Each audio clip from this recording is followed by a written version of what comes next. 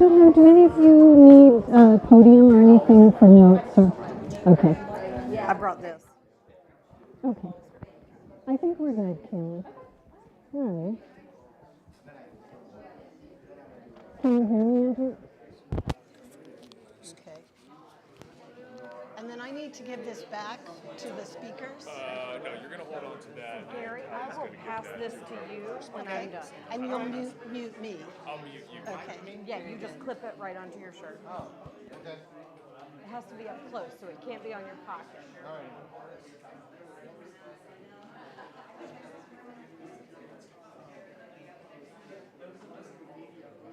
Now, we are still short Brian. So if you see Brian around, he's in the first group of speakers, so I'm looking for him. And I know he knows his way here, so I think he must just be in traffic.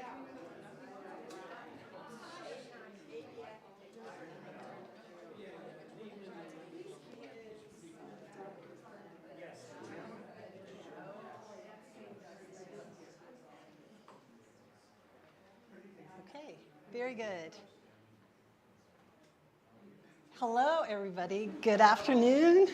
I'm Laurel McFarland. I'm one of the co-moderators of today's big event, and I'm so glad that all of you could come. You're about to be officially welcome, but I wanted to say welcome also. My co-moderator, who will be manning the YouTube channel for folks who are participating at home, is Cameron Walpole from Lincoln's Cottage. And we're just really excited to be here. We have a full afternoon for you all, so we're going to jump right in. I do have some kind of administrative announcements before we go. One is, I know it's hot, sorry about that.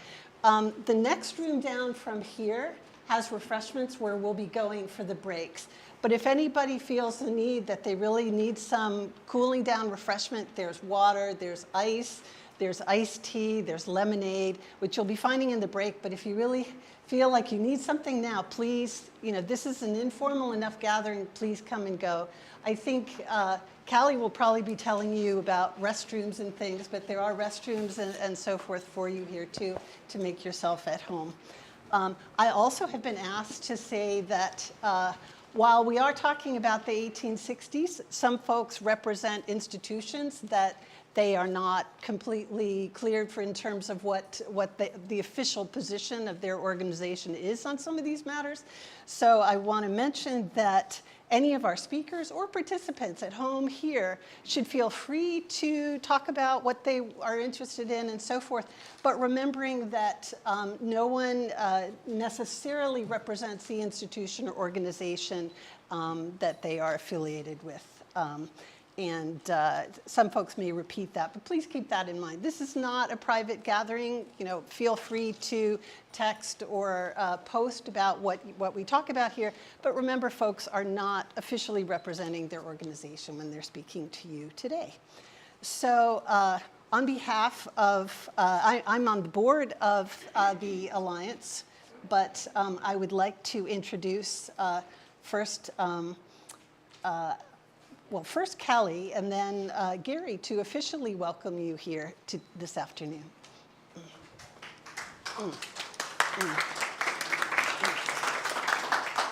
Thank you so much, Laurel, and thank you all for joining us here. My name is Callie Hawkins, and I'm the CEO and Executive Director here at President Lincoln's Cottage. Thank you to everyone who's joining us virtually. One of my favorite descriptions of Washington, D.C. during the Civil War was that it was a hot and stinking mess. I will let you all decide which one of those descriptors is accurate, but I think we can all agree that hot is absolutely accurate for this past week. So thank you all for joining with us. As Laurel said, there is water and refreshment in the room just next door. You can access it through walking through these doors and then into doors in the other room. We have staff on hand also who can show you where the restrooms are. There are restrooms upstairs and downstairs in this building. Whenever we gather at the cottage, specifically at this time of year, I really like to sort of imagine what Lincoln might be thinking about what brings us here today. And I do think that tonight is a night after Lincoln's own heart. we know that he gathered with allies and adversaries, with friends and family members in this very room at this time of year to engage in conversations about the war, about the Union, and about all that lay ahead for what he perceived as this great country. And so I just want to thank you all so much for being here tonight on behalf of the President Lincoln's Cottage. And it's my pleasure now to welcome Gary from the Alliance. So thank you so much.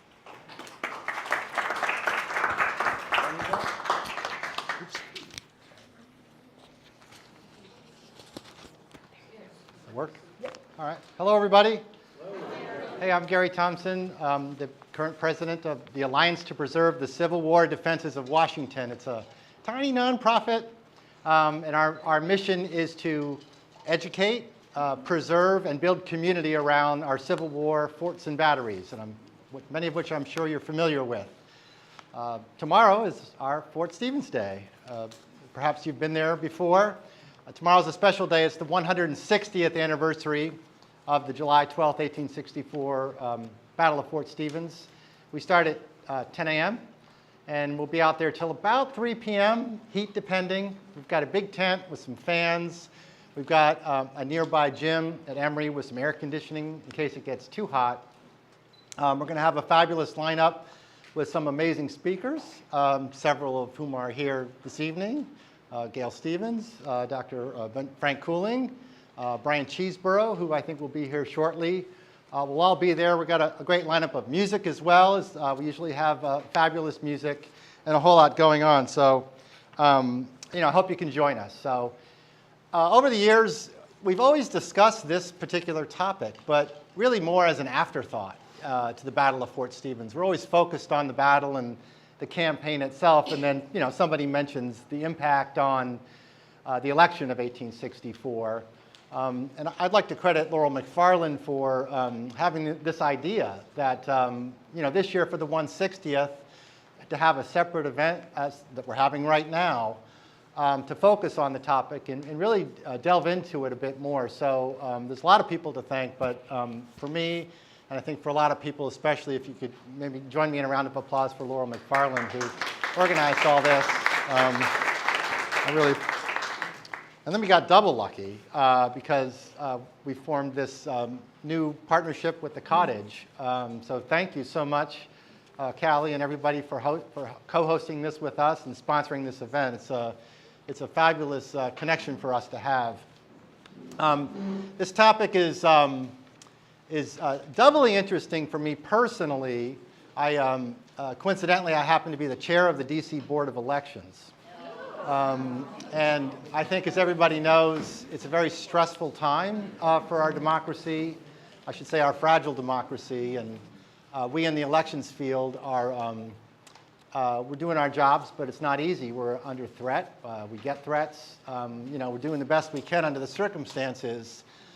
So when I heard about this topic, I thought, oh, it could get a lot worse. There could actually be a civil war in the middle of an election. Okay, I feel a little bit better now, maybe. So I'm really looking forward to just, taking a seat and listening and learning from our brilliant speakers.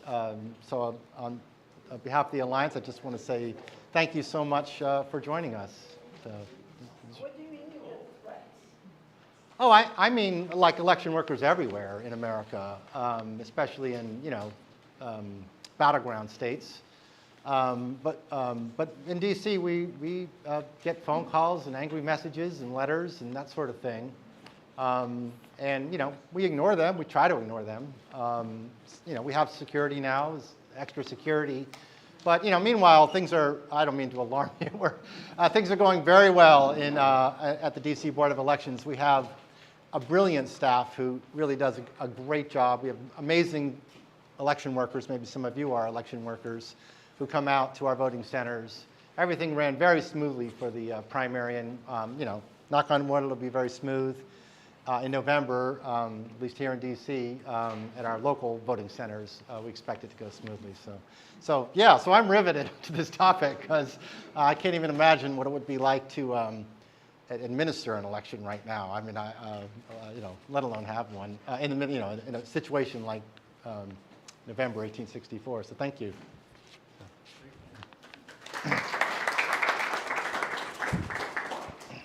now we're going to jump right into all of this content. And as you can see from the program, the way we're going to get started is by talking first about the politics of the Civil War and the impact of the war on the 1864 election. Then from there, we're going to move on to 2 more sessions where we're going to talk about what's going on with the election and then what's going on with Lincoln. And then we're going to pull it all together. So I'd like to invite and introduce, as they're coming up, the first group that are going to be talking about the first session and being led by Frank. And Frank, if I could invite you to come on up. And I'd like to introduce Jonathan Noyales. Please come on up. And the bios for these folks are in the program. Gail Stevens, come on up. And is Brian here yet? Okay, we'll get started then. Yes, please. Yeah, we're going to get a more comfortable chair for you, Frank. Sure? Okay. Yeah.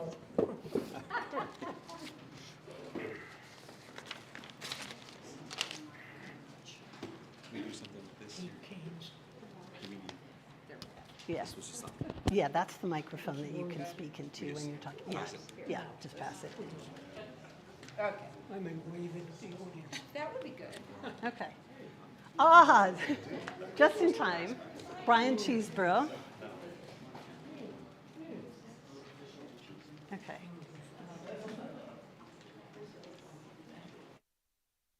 So the first topic we're going to talk about is exploring the place of Fort Stevens and the Maryland Campaign, the Shenandoah Valley Campaign, in overall 1864 military history. I have a question. Could you introduce the members of the panel, please? Yes. Yes. You want me to? Frank, why don't you go first with the microphone? BF Cooling, period. Gail Stevens, Lou Wallace fan, and Monocacy and Jubal Early fan, actually. Jonathan Noyales. I'm a history professor at Shenandoah University in Winchester, Virginia, and director of its Civil War Institute, specializing on the war in the Valley. Press the button. No, I think we just hold it. Okay. Brian Cheeseborough, National Park Service, Park Ranger. Just got done cleaning up Fort Stevens today. All right. Okay. Frank, go right ahead. Okay, let's get started. I have spent countless 2 a.m. sessions going back over material that I've been going over since I was 16 years of age. God knows how long ago. So it helps to keep it up there. And I will say I am more interested in what my august colleagues and you folks have to say in terms of new impressions and new ideas than anything I can come up with. I think Henry Ford was absolutely dead on. History is bunk. Now, having said that, let's start with Clausewitz. Clausewitz is perfect to start a session today because of his comment that we all misquote, because we misquote every damn thing that anybody has said anywhere at any time about anything. You may quote me. War is a continuation of politics. War is a continuation of politics by other means. Now, he said it in German. There's no reason to believe Abe Lincoln ever read it in English, period. Wasn't translated until just before the war. And my impression is that the damn Army and Navy didn't read it until sometime later in the 19th century. That's my first point. Second point is, this was the fourth summer, 61, 62, 63, 64, of carnage, Let's get it over with, one way or another, and that has to be kept in mind. It was hot, stinking, yes, Washington, Maryland, Virginia, etc. My third point to go into this, and you can ask me about it, the military constantly searched for the decisive battle. The military is always searching for the decisive battle. They never find it, and it never ends anything, because you've got to understand war as a continuation of politics by other means. But was Fort Stevens the decisive battle? Was Monocacy Fort Stevens the decisive battle? And nobody in 160 years realizes it. We're too busy with Gettysburg. We're too busy with Vicksburg. We're too busy with, you fill in the blanks. My third point, with malice toward none, but charity for all. Far more important than his Gettysburg Address. At Gettysburg, the dead couldn't hear him, but they sure could hear him as live people looking for the post-war. What's it going to be? Is it going to be a rough, hard war translated to Reconstruction, renationalization? Is it going to be, as Lincoln later, after this event, comes up with malice towards none, charity for all, in his second inaugural? Brilliant, brilliant. The man was great with words.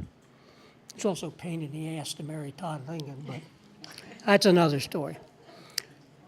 Politics of war. Let's turn this around today.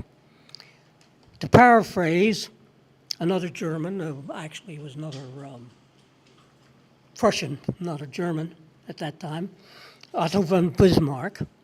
He was the minister-president of Prussia. His Blut and Affairs, Blood and Iron, Blut and Eisen, speech to Parliament. What was the 1864 period in the United States? Blood and iron. Was Lincoln our Iron Chancellor, as Bismarck later became known? I know who thought he was a tyrant. A good percentage of Americans, particularly south of Potomac and the Ohio River. But anyway, and then finally, as you will hear me allude at the end in my remarks, because you all are kind enough to let any of us have a couple of times before a microphone, which is always a mistake. I allude to my namesake, Benjamin Franklin, and the famous quip somewhere after the Constitutional Convention. He was accosted by one of the ladies of Philadelphia, and she said, Mr. Franklin, what have you given us in that convention? He looked at her. He was 84 years of age, beset with gout, probably couldn't read, fell asleep, He said, Madam, a republic, if you can keep it. Now that brings us right back around to today's situation. And we'll go from there in terms of, Gail, are you next? I think you're next. Brian next? I think I am. Real good. All right. I'm Well, lost track. it's a delight to be here. I want to just share a few remarks before I pass it on to our next speaker.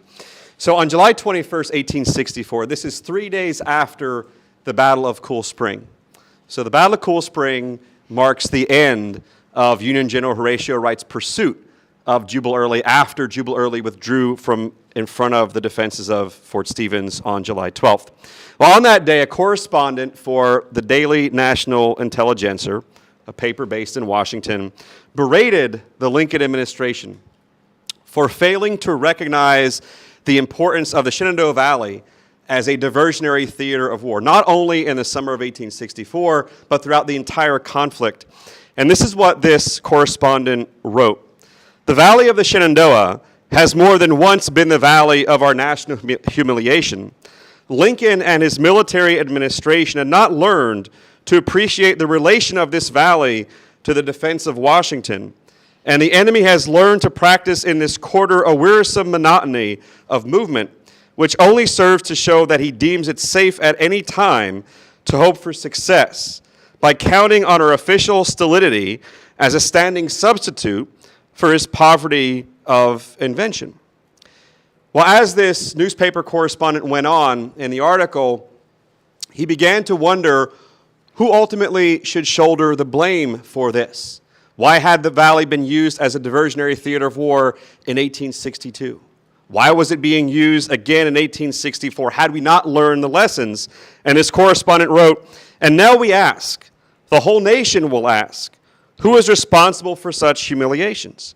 Is it the President, the Secretary of War, the Chief of Staff, or can it be that our military affairs are still left at such loose ends?" As this correspondent concluded his column,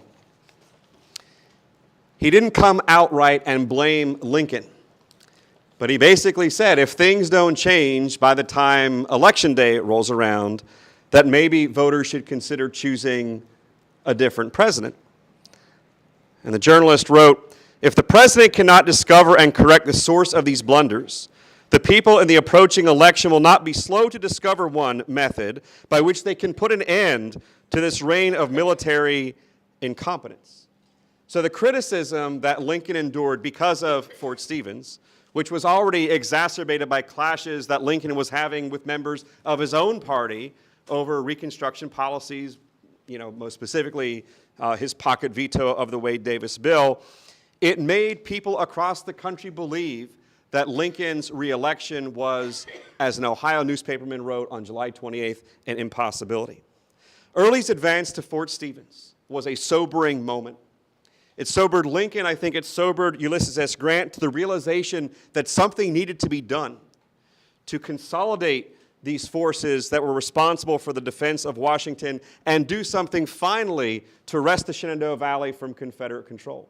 Not only because the Valley was important as a diversionary theater of war, but because the Valley was providing so much to Confederate forces in Virginia. Grant, on July 25th, made the decision, Lincoln approved it, to consolidate all of these departments into one grand middle military division, placing Major General Philip Sheridan in command. What Sheridan achieved in the Valley, beginning with victory at the Third Battle of Winchester on September 19th, 1864, culminating 1 month later with a remarkable triumph at the Battle of Cedar Creek, it wrested the Valley from Confederate control. It made, as Benjamin Brown French, who of course was the Commissioner of Public Buildings in Washington, it made, in the estimation, he wrote, the re-election of Lincoln now a foregone conclusion. That all stems from what happens in that second week of July. Thank you.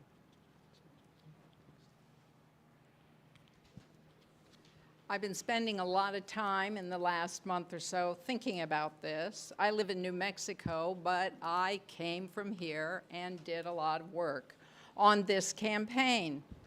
And one of the things that I realized, and I take this word from one of Frank's books, Washington is a symbol and was a symbol for the northern populace. Abraham Lincoln knew that, and another very interesting person knew that, a man named Robert E. Lee, who spent, if you think about it, most of his Civil War years trying to get at Washington, to get between Washington and the Union Army, which he did at Gettysburg and he did at Antietam. Now, in 1864, things were more complicated. Lee had just lived through the Overland Campaign, horrific campaign, which killed 54,000, not killed, casualties, 54,000 Union casualties in the course of that campaign. And what do you think that did to the northern populace? War weariness, hatred of the Lincoln administration, dislike of the Lincoln administration, hit the Union. It was an issue. It was a definite issue. Now, Lee saw this as a chance, even though his troops he had lost 33,000 killed and wounded, but Lee saw this as another chance to take Washington. Now,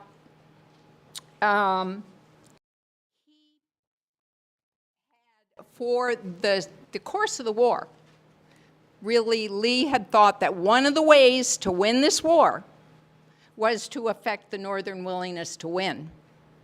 In fact, just after his great Chancellorsville victory, he wrote Confederate President Jefferson Davis, "We should neglect no honorable means of dividing and weakening our enemies and give all the encouragement we can to the rising peace party in the North."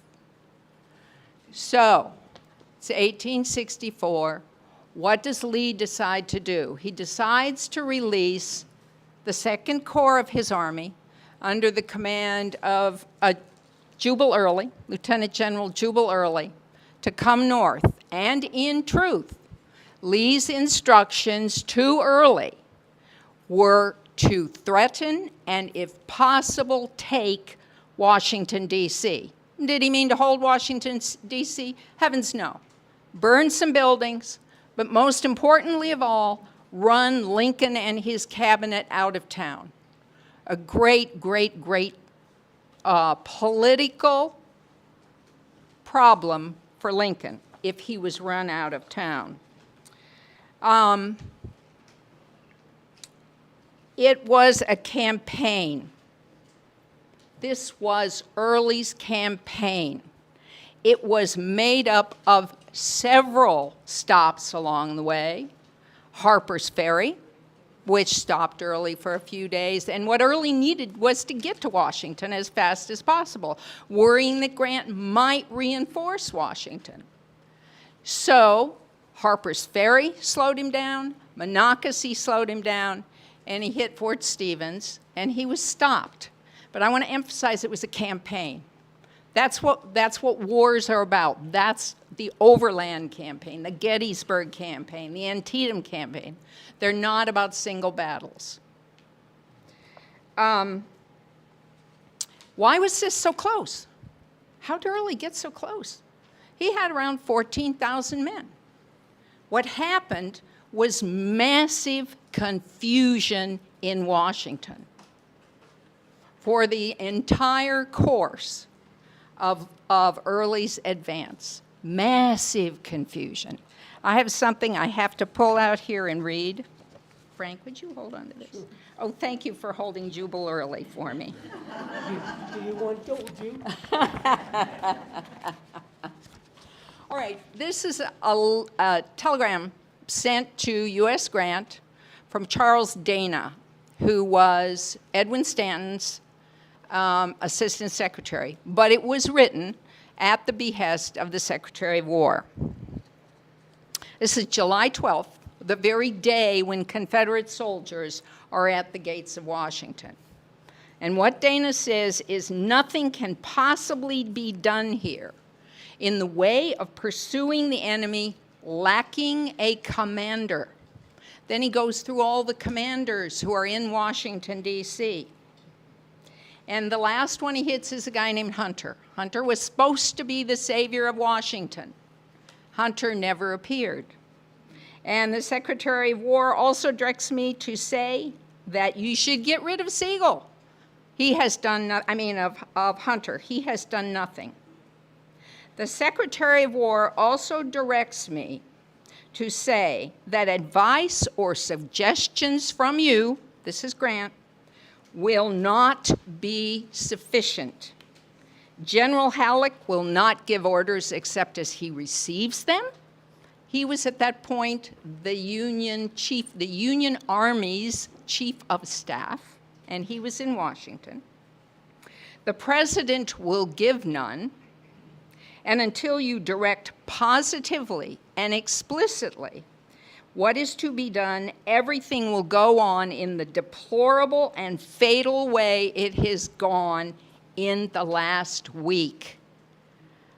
That was a moment, I think, for U.S. Grant, It still took him an awful long time to get the message, really. I'm not sure he really understood the importance of the U.S. Capitol. I think maybe U.S. Grant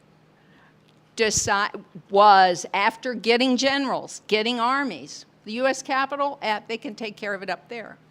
So here we are with a Confederate army on the outskirts of Washington, D.C. at the end of a campaign. I need my notes back, Frank. Thank you. So the reason I've been through all this is I want to tell you that there are good reasons why the Confederates made it here. And behind it all was Robert E. Lee, who knew that if Washington was captured, even for a day, even to burn some buildings and run Lincoln out of town, it would be a huge political problem for Abraham Lincoln.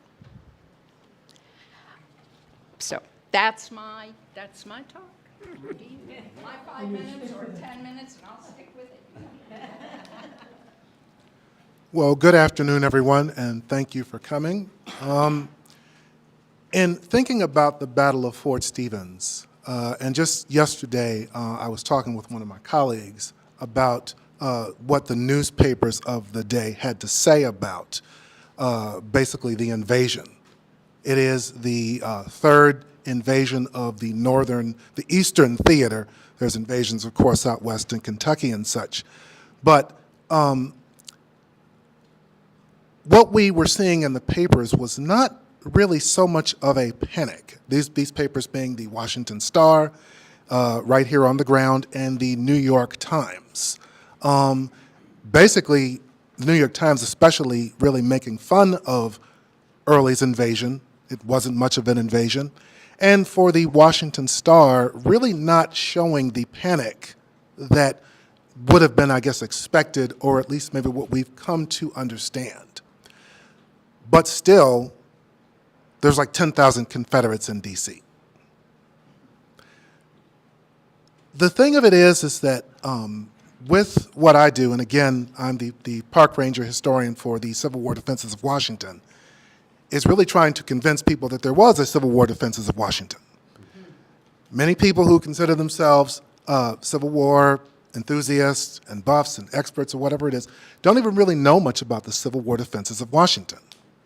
I seem to recall, and sorry to divulge into a movie here, but in the movie Gettysburg, if you all have seen it, that there's a scene right before Pickett's charge where one Confederate General Garnett, says to General Armistead, "We're going to go up there today, we're going to break that line, and when the Yankees run away, there's going to be an open road all the way to Washington. And maybe today will be the last day." There's not going to be an open road because of the Civil War Defenses of Washington. And if there was, then why are you in Gettysburg? We have shoes down here too. Anyway, so as far as how this would have impacted the election, I think the thing to remember is that even as we're saying, that even if just for a day to burn buildings, to loot or whatever, would have had a serious impact that would have been felt across the ocean. And that goes without saying. I think that it could it have meant that Lincoln would not have been elected? I can't really say, but I think that it could have given certainly Confederates a shot in the arm. And maybe what they call the high water mark might be someplace else. But as far as Lincoln's own soldiers and what they might do, there was a question of whether or not soldiers could even vote, but that question was answered because they did vote. So I was really struck by something that I came across. There's a great blog called Spared and Shared, if you haven't heard of it before, where the guy that does the blog, William Griffin, just make sure to call him Griff and not William because I made that mistake, he has transcribed over 10,000 Civil War letters. He knows what the war is about. So this is one letter that's written in October 1864, jumping ahead a little bit. But what one soldier had to say about how he felt about the upcoming election.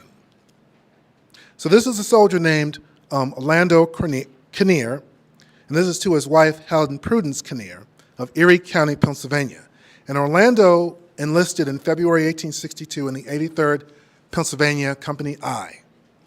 And Orlando's letter, penned at the heat of the 1864 political campaign, encapsulates the prevailing sentiment among the soldiers in the Army of the Potomac. A significant number of them passionately supported their former leader, Little Mac. Even at the beginning of the Gettysburg campaign, when Hooker was being replaced, there were rumors that McClellan was coming back. Say what you want about him, somehow this guy had a hold on his soldiers no matter what he did. A significant number of them passionately supported Little Mac, only to feel disillusioned by the Democratic Convention in Chicago. And as it turns out, McClellan's in one direction, and the Democratic Convention is in another direction. Many perceive the convention's stance as a form of capitulation to the South, sparking intense debate and discontent among the troops. So this is the letter, camp of the 83rd Pennsylvania Veteran Volunteers. That veteran volunteers is something you see more as the war goes on, near Petersburg, Virginia, October 13, 1864. My dear wife, I hasten to reply to your welcome letter bearing the date of October 5th, which is now before me. It reached me the 11th, but I have neglected writing until now, which will make my reply seem a bit long time coming. This will leave me, and I sincerely leave me well, and I sincerely hope it may find you and not troubled with the tedious headache. For now I know you suffer when you have it. Oh, Helen, if you knew as healthy as I am what I would give as it is, you must be careful not to make yourself sick with too much exercise. Enough of this. It is old and I have told you often, but cannot help reminding you, for I know you are not as careful as you should be, are you, dear? Now I will tell you of the election in our regiment, for near as I can find out, you are rather inclined to be a copperhead, a peace advocate, unless you, like myself, have changed your opinions after seeing the Chicago platform on which Little Mac is now trying to ride. It was too much for me, so I disowned him as my friend, like all of our boys have done. The state election was carried in our regiment by the Union or Republican ticket. No votes were challenged on either side, and all went off nice. But a big time is looked for when the presidential election comes off. The only excitement now in our camp is about the election, and it appears to worry the Rebs as much as it does, if not more, for they expect if McClellan is elected, they will get their independence. I have heard prisoners say that their only hope is now in a divided North. Their only hope is now in a divided North. This might give them reinforcements in Tennessee, Kentucky, and other points, while it would weaken us with the draft quickly enforced. They would become encouraged and fight more desperate than ever. But I have little fear of this, for I do not think the North has become so corrupt as all this comes to. If it has, the quicker I get out of this, the better. I do not think I would be alone in the getting out of the U.S. into some parts unknown to many ball and solid shot that always find a person in Virginia and have followed Rebs to Pennsylvania. And I'll stop there. But it just really strikes me that at this point in 1864, that these soldiers, after so many men have died, after so many men have been lost, after so many men have been imprisoned, after so much sacrifice, that they say, we can't go back on this. We can't let that go. I mean, we could think about, well, what's going forward, but they're thinking about certainly what they've lost. And so their votes end up being for Lincoln. Thank you.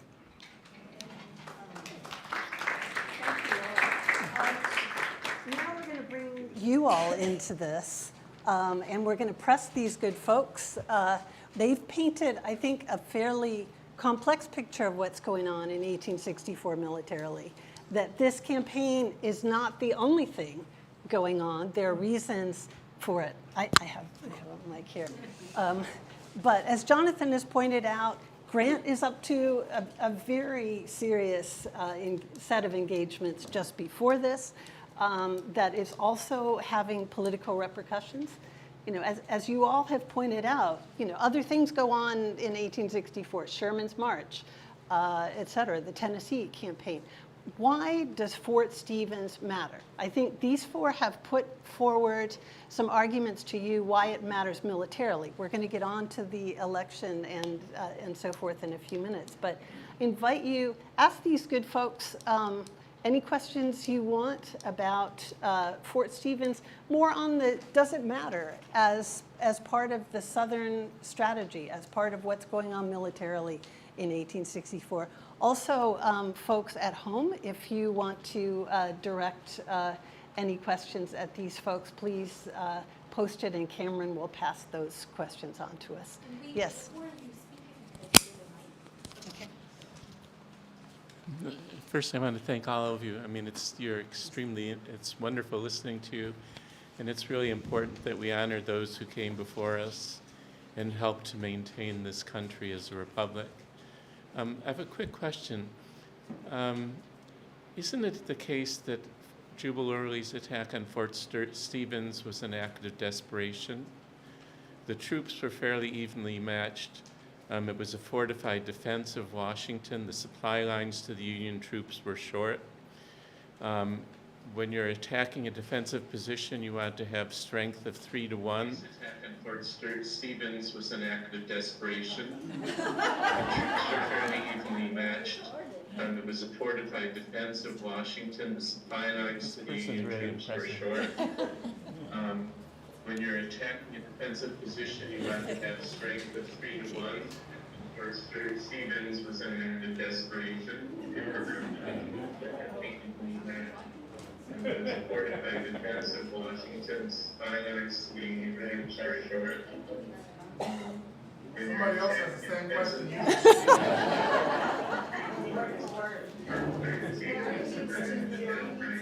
It's the Matrix.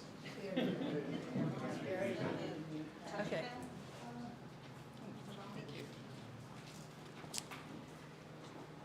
It was an act of, it was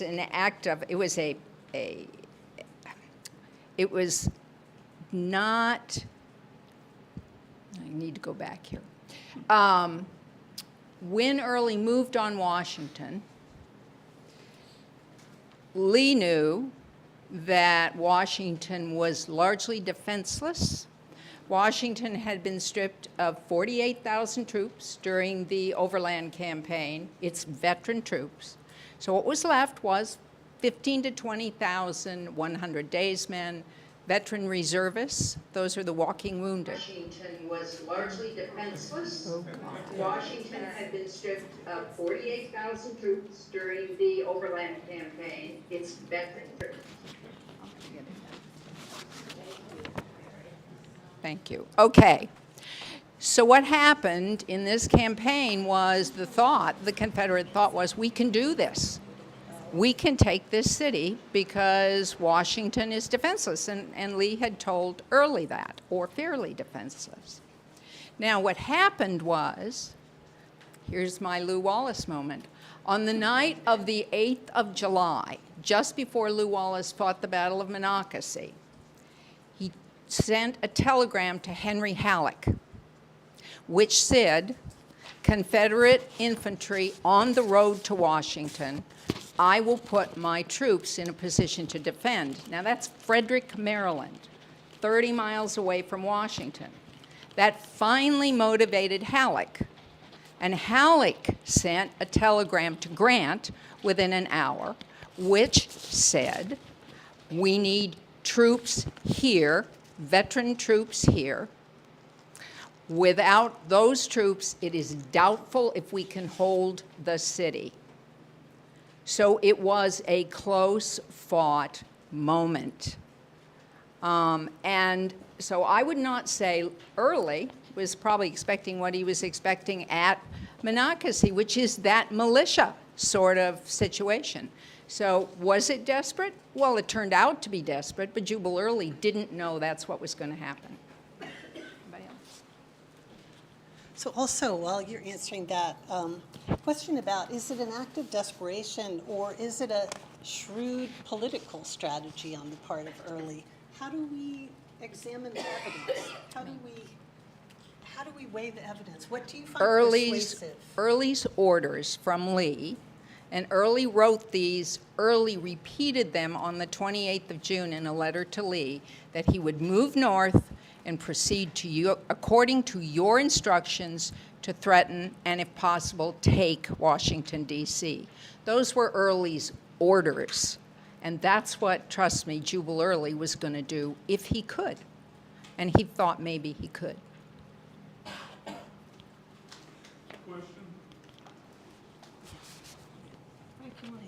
Yeah, let me just address that very quickly before we move on, because I moved on halfway through Gail's, halfway through yours, to my own questions, but that comes later. What to say to your particular question? If you look at the literature, and by literature, Brian has hit some of it, first strike, you look at the reports, and then you go back and you read memoirs, reminiscences, newspapers, and you read my book and others. You begin to waver on a number of things. Now, I'll save my comments about Confederate policy towards the 1864 election, because there wasn't any. Interestingly enough, discovered a 1960 or 70 book published by Alabama, University of Alabama, where Leonard Nelson, I think his name was, dissected that. We'll come to that a little later on. Was this an act of desperation? At what level? Lee wasn't in Richmond. Lee was out on the field. Jefferson Davis and his advisors, my God, you talk about confusion in Washington. They had so damn many plans going, no wonder they failed. John Taylor Wood was going to lead an amphibious expedition and get together with Bradley Johnson, the Maryland cavalrymen, and liberate 30,000 Confederates at Point Lookout. And oh, by the way, Bradley Johnson and Harry Gilmore, Marylanders, were going to rip up the railroad, they're going to rip up the telegraph, they're going to threaten Baltimore in the meantime, and ride all the way down in 90-degree heat to Point Lookout, and they scratched the amphibious relief, so he was going to have to march back to Washington, 100 miles, through the heat, dust, blah, blah, blah, blah, blah. And the Federals are going to let him do it. Federals were already aware of that plan. They shipped them all to Elmira. And you had the Andersonville of the North, which I've also written about and have my feelings on that. The other thing is that I don't think anybody quite understood what was going to happen or could happen. The desperation Lee had was for men, resources, that sort of thing. He is not concerned with the Clausewitzian politics, etc. Oh, yeah, in a tertiary way. Jefferson Davis isn't, because he's going to let the Democrats and McClellan come up with a peace plan for the commissioners in Canada that are up there. And Horace Greeley, another one of those fleas in the ointment, to Lincoln, was going to work it all out. And Lincoln won't play ball. So consequently, you got a lot of moving parts. Desperation, yeah, that's been voiced and so forth. I don't really subscribe to the desperation notion. Now the poor guy in the rear rank coming down the Frederick Pike to Fort Pennsylvania and Tenleytown, oh God, that's an act of desperation. It's a desperation act to get water if you're a Union prisoner from Monocacy being carted along. But there are so many fascinating little parts to this story. The ransoming. What was the black community doing at this time? Frederick Douglass. What were his thoughts? Well, you see where it gets fascinating for all of us if we're going to explore in depth as well as breadth. And, oh, by the way, Shenandoah Valley campaign is only one part of Northern public opinion. What happened on the 2nd and 3rd of September? Right. Atlanta Falls. Midwest didn't give a rat's, you know what, about what happened in the Shenandoah, but they sure as guns had been preached to about Atlanta, Atlanta, Atlanta. So there are a couple of things, and then fortuitously, the Shenandoah Valley comes on. Thank God Sheridan gets orders from Grand Prairie in the goddamn place. I am an unreconstructed, hard war person, I think, as you look back. But that's looking back, sorry. Frank, we have time for one last question before we... I'd like to direct a question to Ms. Stevens, but I'm sure others will have a response. Could you evaluate General Early's decision-making at the point at which he is checked at Fort Stevens? Because you've stressed that he understands the strategic benefit of raising a ruckus in Washington and burning buildings and creating almost a media event about that. And yet he turns around and leaves when he could send 14,000 people at least to roam around the streets for a while and to burn a few things. It's almost like that incredible moment no one can quite figure out in World War II in Leyte Gulf in 1944 when the Japanese admiral actually gets, against all the odds, to Leyte Gulf because Halsey's not there, and he turns around.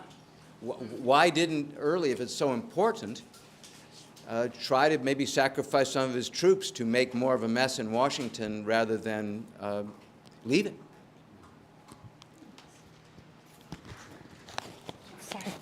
First of all, Early's men were tired. They were hot. So when they got here on the 11th, I truly think Early thought, I'm going to let them relax a little. I'm going to let them get ready for this.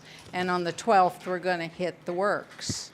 What happened was, on the 12th, those troops, the rest of the 6th Corps, and 2,000 men of the 19th Corps sailed into town and started walking up to the works. I'm sure it boosted the people who were in the works because they knew it. And so what happened was when Early attacked, he ran into veterans, which he didn't expect. And he knew he couldn't crack that system of forts, even with his good troops, with Army of the Potomac veterans behind them. So that's my sense of what happened. I just want to add to that. So people react to things differently, right? And so if you look at letters written in the moment, after Confederates are moving back towards the Shenandoah Valley through Snickers Gap, there are some Confederates who thought, yeah, we probably could have taken Washington, but then what do we do? They probably would have been annihilated. Like to play the what-if game. Okay, they could come in and they could burn down some buildings and run around D.C., but there's no support behind them. One of the letters that sticks in my mind, it was written by John Alexander Stikelether, who was in the 4th North Carolina Infantry, and he said he thought we could have very easily punched through Fort Stevens, but then what? Like there's nothing behind us, we're cut off. If you go beyond the boundaries of Early's army, E. Porter Alexander wrote that it would have achieved nothing. And Frank has pointed out what Lee wanted was more troops. Taking Washington would have eliminated 15,000 troops for Early. So Early, is this, I don't have the affinity for Early that you do. I'm a Sheridan guy in the Valley, which is not popular in the Valley, but hey, whatever. I'm also a fan of General Milroy. But the point is, Jubal Early has, I think, this reputation as being very stubborn, cantankerous. He understands his role is to threaten Washington. He does that. But I think, you know, there's that famous exchange supposedly between him and Henry Kidd Douglas where he says, you know, we haven't taken Washington, but I've scared Abe Lincoln like hell. I don't think Lincoln was scared like hell. I think he was aggravated like hell. He wanted immediate pursuit. But I think Early understands he has to show that level of restraint. I think and then Brian. I think what we're doing here is sort of losing the whole thing. This is part of the politics of this. Lee wanted Early to take Washington, stay in here for a couple days because he wanted to hurt the Lincoln administration. That was the whole, Lee made that very clear in his letters to Early.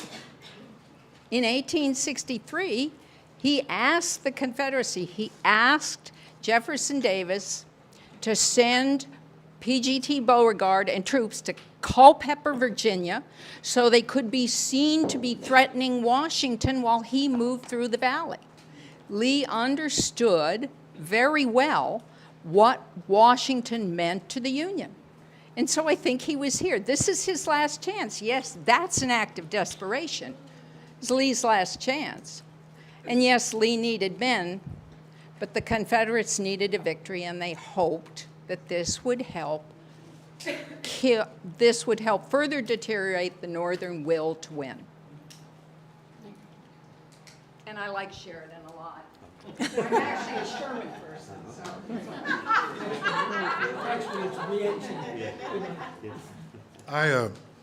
Sheridan's all right. I mean, I grew up near Sheridan Street, if that helps. But anyway, no, there's so much what if with the Battle of Fort Stevens. What if this? What if that? What if they had won? What if they had taken the city? What if they had burned the city? I mean, I think, if any of those things I think had happened, it certainly would have had an impact. Could it have led to, that's the big question. Could this have kept Lincoln from being reelected? We'll really never know. And I suppose if it did, keep in mind, let's say, for instance, Lincoln loses. They have until March 4th to prosecute the war. I'm guessing the Confederates fight harder, but then the Yankees fight harder as well. So I don't know if I mean, it's hard to imagine Lincoln losing, but I don't know if that means that it's the end of the world. And I suppose if it is, we weren't there anyway. But sorry, but no. No, I think that as far as it being desperate, that's the other thing I wanted to mention. I think it is desperation, certainly on the part of the Confederates. They're running out of cards to play. You know, so many of their high-ranking, Jackson's been dead for a year. Stewart's gone. Albert Sidney Johnston died 2 years before. They're really running out of cards to play. So I think that this was certainly a desperate move. As far as the Confederacy is concerned, it's certainly a bold move, and perhaps the move that they had to make. The other day, too, I mentioned when I was up in Monocacy, and I mentioned that Lew Wallace couldn't lose by losing the battle. But I thought about it again, and Early really kind of couldn't lose by losing this battle either. If his point was to come up and do whatever and then draw troops away from the front at Petersburg, that happened. So there you go. Thanks, Brian. I would like to thank the panel for talking about this and sharing the few thoughts with us today. Can I say one more thing? Sure. Okay. Something I did want to mention, and if anybody has an answer to this question. So we know in the 1862, the Maryland campaign, there were black people who were kidnapped and forced into slavery. Same thing happens in 1863. I've been trying to find if this did happen, Confederates capturing black people in 1864, with this invasion, if that happens too. So if anybody knows anything about that, I'd love to talk to you. I haven't seen anything yet. I found one story of an enslaved man who ran away from a soldier in Early's army, but that's about it. Thanks. So you all, if you would like to make your way to take your seats, we're going to shift gears here a little bit and build upon what you all have been talking about, a complex military situation but one in which Fort Stevens may not matter as much militarily, particularly given the limited objectives, but matters a lot politically. And so what we're going to do now is shift gears a little bit and talk about the politics of the Civil War and the impact of Fort Stevens and all these other events going on in 1864 on the election, on the November election that Abraham Lincoln is standing in. And we're also shifting gears. We're going from real folks to virtual folks. And I'm very pleased to introduce online Jennifer Weber and Barry Buford, who are going to be talking to us about the election of 1864. So welcome, folks. Can you hear me?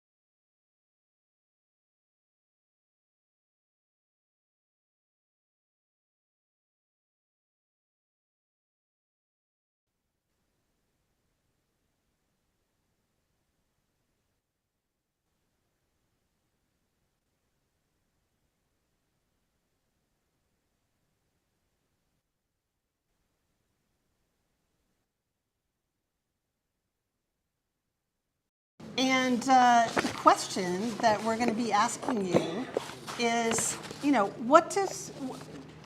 why do you think Fort Stevens matters? And why do you think? And why is it important? And, thinking about some of what the folks here have been talking about, what evidence you find persuasive? That we're going to be asking you.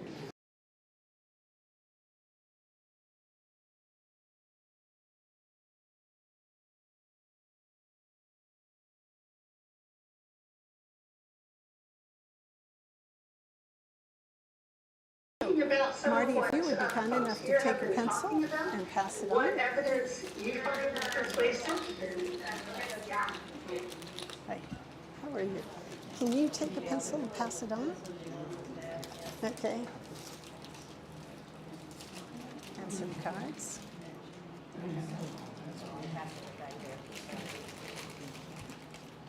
We're going to Marty, if you would be kind enough to take a pencil and pass it on. What evidence you find persuasive? Hi, how are you? Can you take a pencil and pass it on? Okay.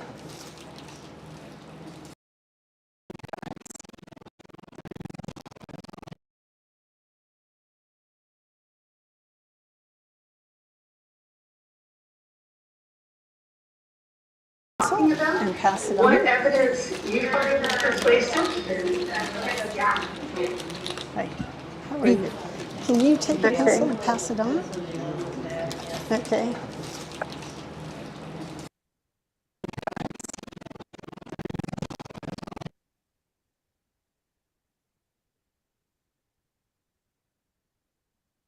And pass it on. And pass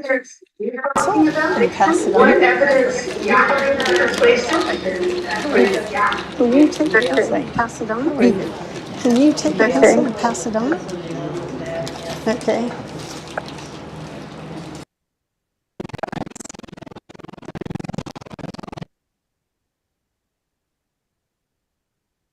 And pass it on. And pass it on. And pass it on. What evidence gathering persuasive? Can you take this and pass it on? Can you take this and pass it on?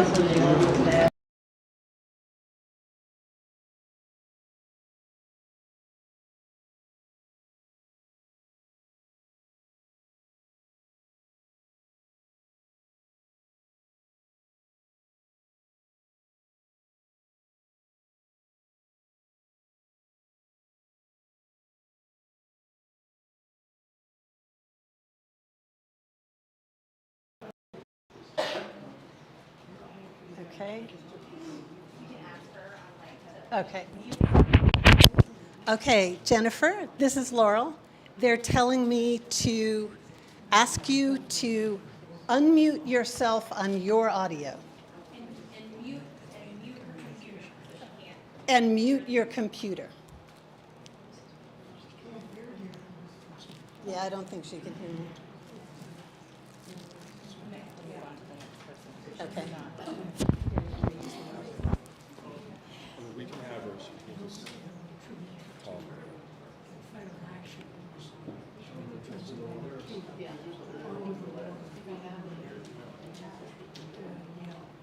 Jennifer, if you can mute. We hear you. Perfect. Is that working? Yes. Yes, go right ahead, Jennifer.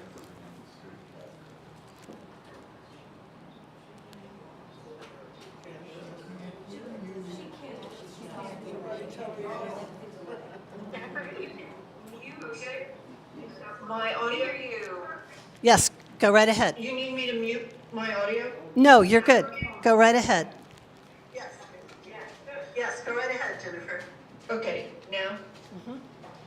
Yes, This is working? yes.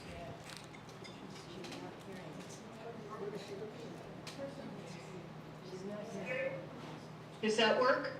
Yes, go right ahead. You need me to mute my audio? No, you're good. Okay, great. All right, so this has been a really interesting discussion so far. What I'd like to do here is kind of put a bigger frame around this and draw together a lot of the strands that we heard in the earlier panel. And that's how I'm going to start here. So by the time we get to Fort Stevens, it's been a really horrible, horrible summer for the Union militarily. There was some conversation earlier about the Overland Campaign. Grant had come into this as a national hero, regarded as the savior of the Republic. He ended this campaign being called Grant the Butcher, with some of the worst, ugliest, most violent, most disturbing fighting of the war. And at the end of, let's say, 7 weeks or so, there were 65,000 casualties just on the Union side. It was really awful. Northern support for the war, which had sort of waxed and waned in accordance with how the Union Army were doing, really hit rock bottom in the summer of 1864, starting with this. What the American public was starting to look at was, we have lost hundreds of thousands of our young men, and what do we have to show for it? And what they had to show for it at that point, early in the summer of 1864, was Grant. Look at was in a siege at Petersburg. Sherman was stuck outside of Atlanta. Texas, they turned around and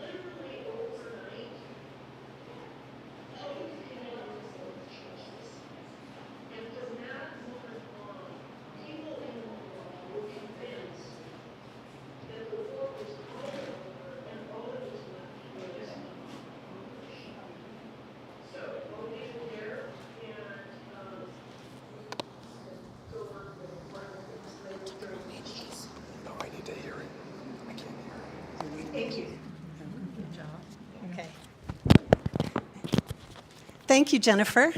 I have no idea if you can hear me, but appreciate your comments very much. Now I'd like to ask Barry Buford to join us. Introduce yourself, Barry. And Barry has done some work thinking in particular about McClellan. Thank you, Jennifer. I have no idea if you can hear me, but thank you, Jennifer. I have no idea if you can hear me. I can, I'm turning up the volume here. Now I'd like to ask Barry Buford.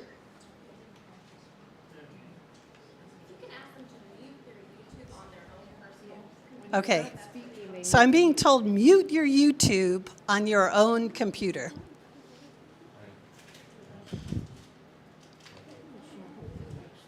And let's see if we can get Barry Buford, who is joining us from Alabama, to talk to us about his take on the election of 1864, particularly from the perspective of McClellan as the Democratic nominee.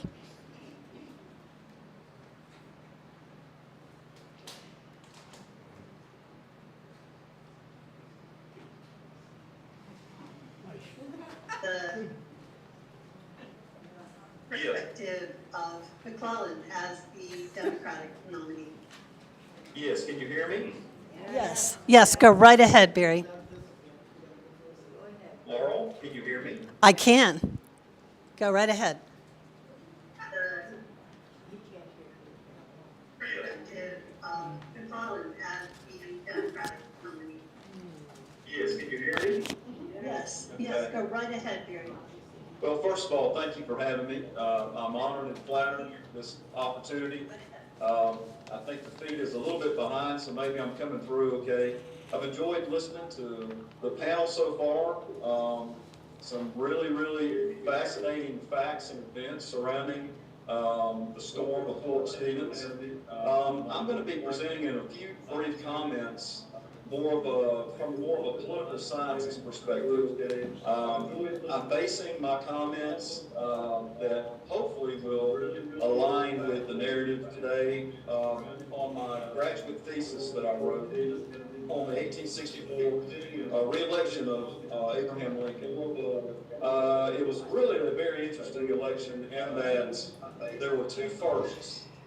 One was the fact that this was the first time in American history, political history, that a presidential election took place during wartime. Also presidential to this election was the fact that soldiers now had the opportunity to vote by absentee. And this was an enormous hit for McClellan, an enormous advantage for the president. Jenny had rightly pointed out in some of her comments the fact that soldiers were unwavering on pretty much one main point of total victory with little to no compromise with the Confederacy. That was the goal. And it was also one prong of the Republican Party's platform that summer. So that's 64. So even the Daily Ohio Statesman had picked up on that theme a lot with soldier motivation leading into the election. Right from the start, a disconnect, and this is not a study or an examination on personalities and differences of the president and the general. There were many. Stephen Sears, for example, has written extensively on the young Napoleon, a term, a phrase that was first used in the New York Herald newspaper. But a disconnect did exist between the general and the president, both militarily and also politically. Each were ideologically different in their approach, namely with slavery, the elephant in the room, obviously, and on abolition. However, both men did want to preserve the Union. Both were for unionism, but to preserve the Union in different ways. Now, how would this take place? Well, second part of the comments here would involve the mechanics and dynamics of the Democratic Party at that time. Author Joel Silby has written some really excellent books on the situation. One was A Respectable Minority that examines the Democratic Party in between the years 1860 to 1868, the challenges that were presented, especially in this election cycle. Well, at the top of the list was the fact that you had the issue of peace at all costs or peace with limitations, peace with conditions. This was very problematic for McClellan. And secondly, you had a lot of political infighting that Silby and others it goes into. I like how Brian, at the beginning of the symposium, mentioned the fact that not all of the political operatives in the Democratic Party saw eye to eye on things, far from it. One was the fact of the VP, the vice president choice that was chosen, the representative out of Ohio, George Pendleton, was not aligned with McClellan's thoughts and views and as far as the direction that the country should go. He opposed the war, did Pendleton. This was problematic for the general as well, getting people on the same page. He just wasn't McClellan's guy.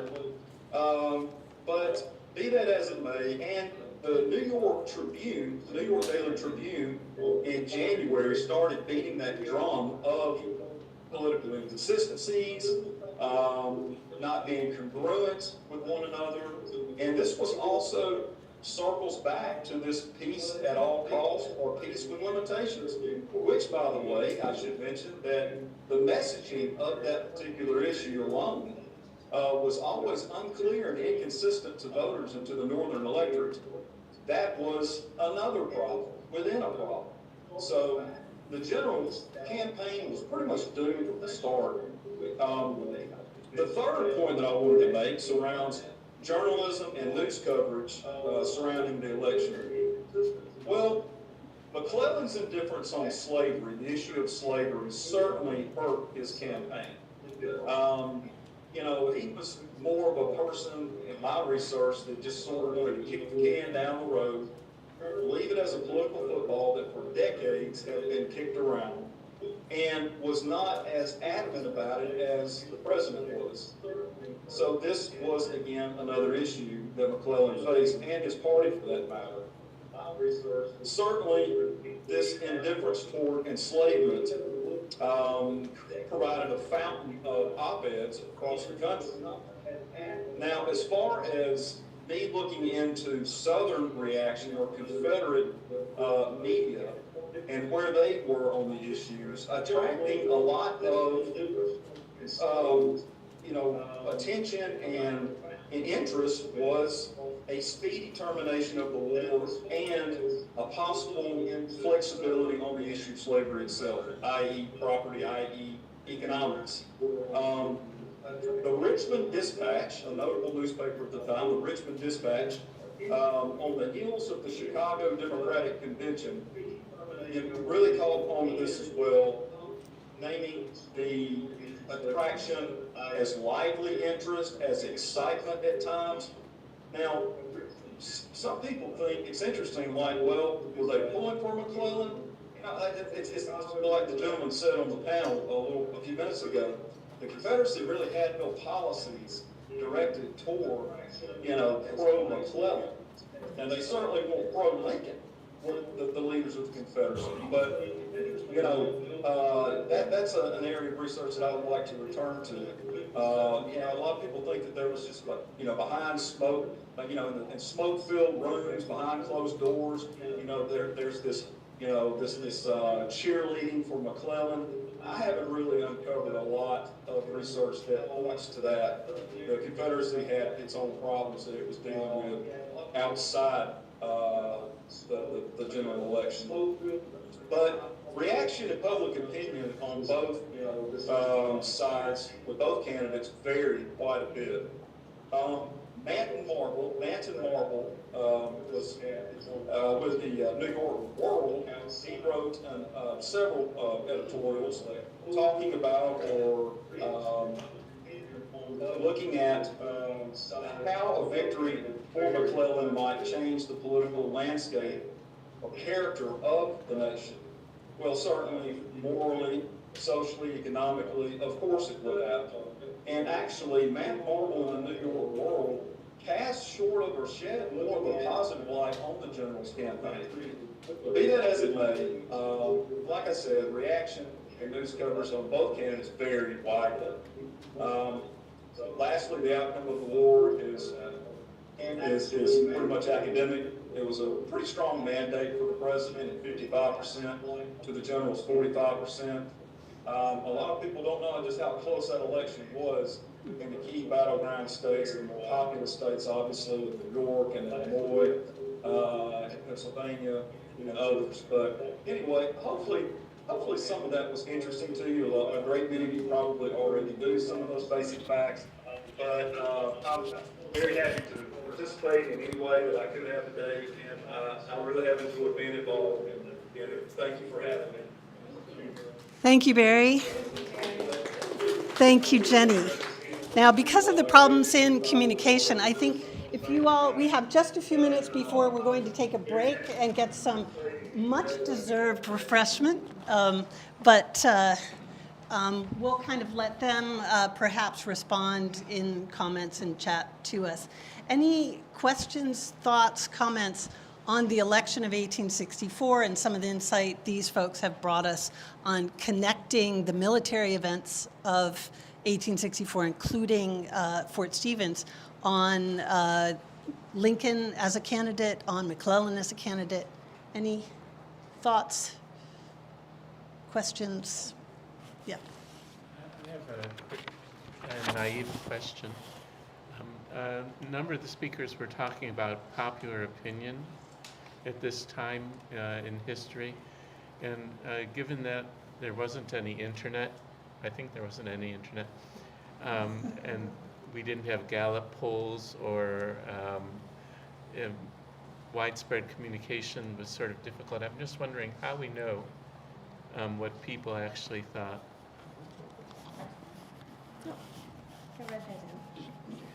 I think you've hit on a little problem, which is that of course we don't have any kind of true sample of popular opinion. What historians tend to rely on is newspapers, of which there are scads, just thousands and thousands of newspapers, and even the Confederacy has pretty substantial runs of newspapers, although in fewer and fewer places as the Confederacy's territorial boundaries shrink, but certainly all across the North, and letters and diaries, which again, the Civil War is fought by literate armies, so not only is there just a huge volume of letters and huge volumes of diaries, both by soldiers and by ordinary people, but I think also the sense that they were living through extraordinary times meant people were more likely to keep them. That's not perfect, obviously, but that's generally how historians gauge that kind of public opinion. Yeah, if you want to pass it to Frank. That, by the way, is Anne-Marie Rubin, who is going to be talking to us in just a few minutes after the break and after our discussion of Lincoln about what ifs. If I could just respond very briefly. Barry, you hit on something as I perused some of the secondary literature about re-electing Lincoln, and fast forwarded it to today, which irritates me at 7 o'clock every morning with the media and other things. What we're disregarding, and I would love your comments, on the elite North and South. In New York City, at the time of Fort Stevens, the dollar sank to 39 cents in value against a dollar of gold. What were the elite in the North doing and thinking? My suspicion is that it's not unlike what they think they're doing today, electing a president, selecting a president. They certainly are looking out for their own economic well-being, etc. Now, juxtapose that against Jefferson Davis. They elite hate him in the South. They want him out of there. They don't want anything to do with him. But you got to keep slavery. You got to keep the Jefferson Davis policies of protect everything south of the Ohio and south of the Potomac. So there are all kind of quandaries that I wonder about when it comes to the class and social structure translated to politics in this divided nation, North and South. Elites, the hoi polloi, whatever middle class we might have, not just the soldier vote, not just the political operatives, which have gained so much attention. So I just throw that in as a thought. Thank you. And maybe we'll look for some comments from our panelists during the break. But so my advertisement, please, let's go have a break. Let's get some refreshments. Then we're going to come back. We're going to talk about Lincoln. And we've painted this picture now. It's a militarily very complex situation. It's very alarming that Jubal Early is coming towards Washington. It's very alarming that Jubal Early's army is coming towards Washington. And we now have added another wrinkle that he's concerned about the election. The election is getting very complicated and very fraught, and he's running against his old general. So when we come back from the break, we're going to be talking about why in the world does Lincoln go up to Fort Stevens? What are his motivations? Are they political? Are they military? Are they curiosity? What's going on with that? And that's my advertisement, what we're going to delve into when we come back. So in 15 minutes, we're going to be back right here with our next panel.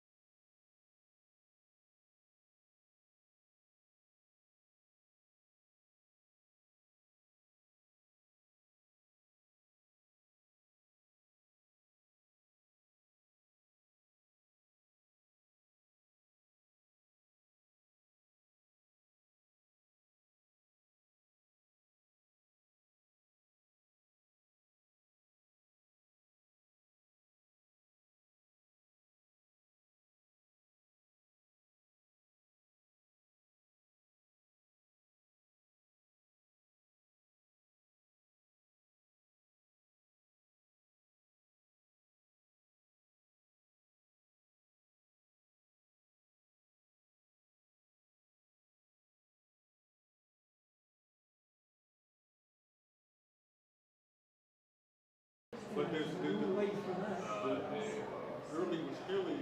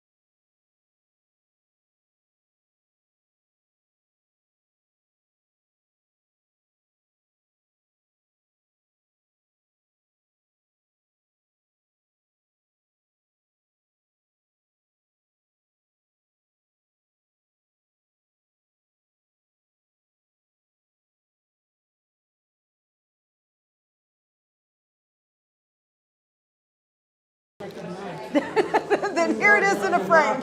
But we might want a description from you if that's okay. Thank you so much. Okay. If everybody feels refreshed, yes. Yes. We're going to get started again. Thank you. And our next phase, we're going to be, as I advertised, we're going to be talking about Lincoln. And we're going to be talking about Lincoln and Fort Stevens. And why did Lincoln go up to Fort Stevens? The most famous story that he got shot at, could have gotten killed. Why is he up there? I hope we've kind of teased it a little bit that there are maybe some political reasons, maybe some military reasons, maybe some election reasons. And we've invited Callie and Frank to come back to talk about that.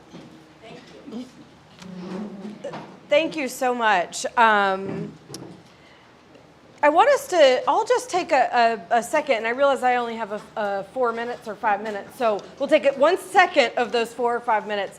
And I just want you to look around and sort of acknowledge the space that you're in and think about Abraham Lincoln in this same space 160 years ago, maybe having some of these same conversations that we're having tonight. And I just think there's so much power in place and so much power in sort of grounding ourselves and grounding this conversation in where we are right now inside the cottage.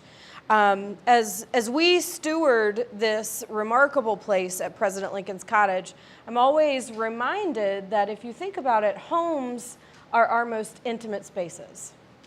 They are the places where we are free to be our truest selves. And that was certainly true of Abraham Lincoln at this particular home. I always like to think about all of the ways that Lincoln was human here in this place, all of the ways that he was both weary and joyful, irritable and charming, sometimes all in the same conversation.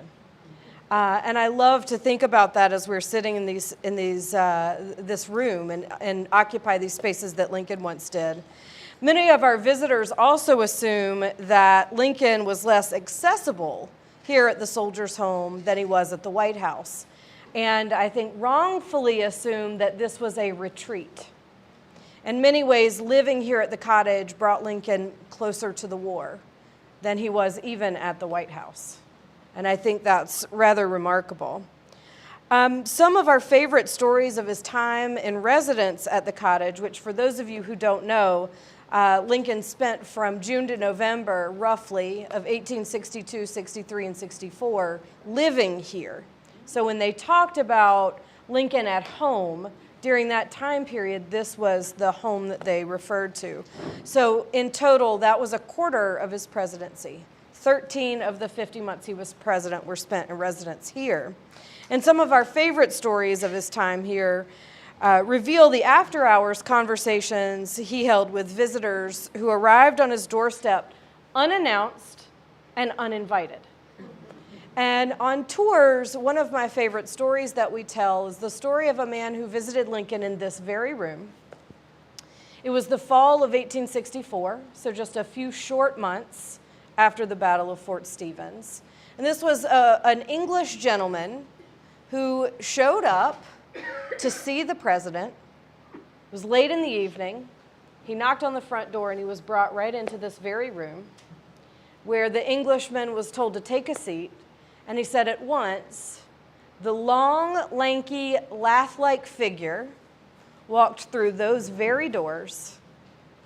And he described Lincoln as having his hair ruffled, his eyes very sleepy, and his feet enveloped in carpet slippers.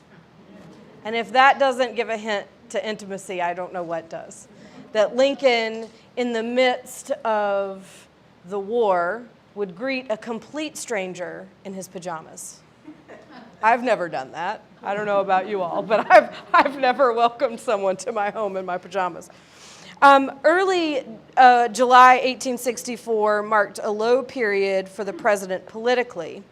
And so it's easy to imagine that when the family moved out here to the cottage on July 4th of that year, he may have desperately needed one thing more than anything else: rest, peace. However, just a few short days after moving here, Washington found itself on the front lines of the war.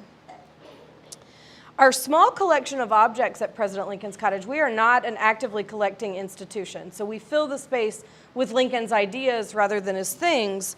But a cornerstone of our very small collection is actually the diary of one of the Bucktail soldiers who guarded the president and his family here at the cottage.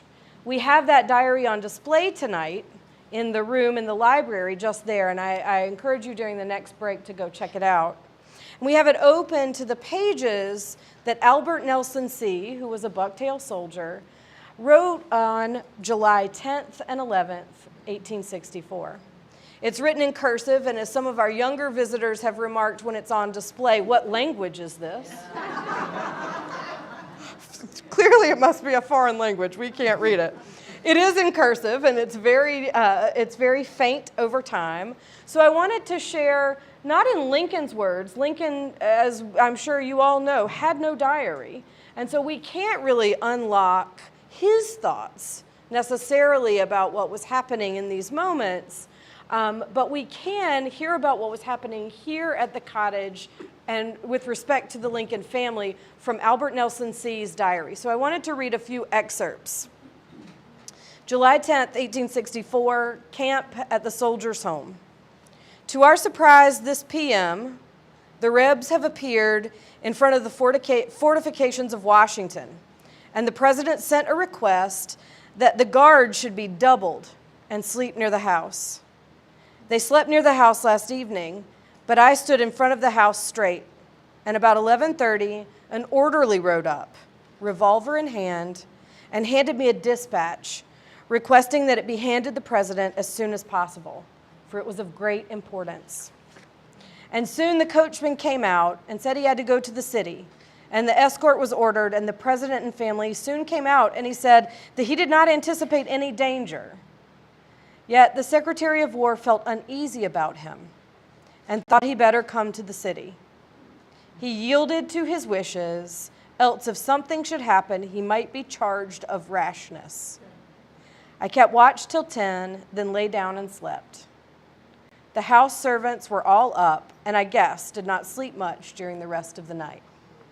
That was the end of his entry on July 10th. On July 11th, he went on to say, the cavalry escort have just come from the city to escort Mrs. Lincoln to the city, as she came out this morning in a buggy.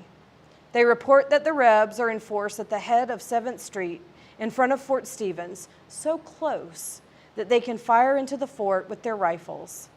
And 2 balls struck just behind the president's carriage as they were leaving. The teams are coming for the servants and some of the furniture of the house. Mrs. L. had returned to the city, and her captain went down to see the president and get his permission to go to the forts to help drive the Rebs away. While he was gone, Mrs. Lincoln returned and wanted a guard sent to the White House immediately. She said if they ever needed a guard, it is now. Yet I am ready to go or to stay as I am ordered, and willing upon either. And I certainly think that there is more danger out here than that there is in the forts. And it looks like deserting our post as soon as danger comes, if ever there was need of silence and watchfulness, it is now, for fear not of open enemies, but of secret ones. Less than a year later, Abraham Lincoln was dead. And I think about all of the ways that the war came so close to him here at the Soldiers' Home, where he could literally see downtown Washington, the newly finished Capitol Dome, and a backyard littered with troop tents sent here to guard him. Yet, because of who he was in many ways, so accessible, even the people who were sent here to guard him, despite his own sort of dismissal of danger, always knew that the president was at great risk. I'll pass the microphone on, and I'm sure we'll get to talk more about Lincoln and what he was thinking. But I'm going to clip it right to you so that you don't have to worry about it.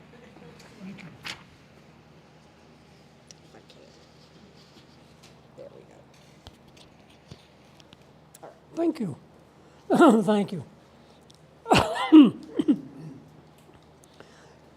I think we've arrived at probably the most fascinating part of the program. And this is a superb program. Sorry, Gary, but forget all your little carnival tomorrow. This is the kind of thing of which you come to grips. The living Lincoln, the human Lincoln, what motivated him? Fast forward, and I'll come back to Lincoln in a minute. What's motivating Joe Biden?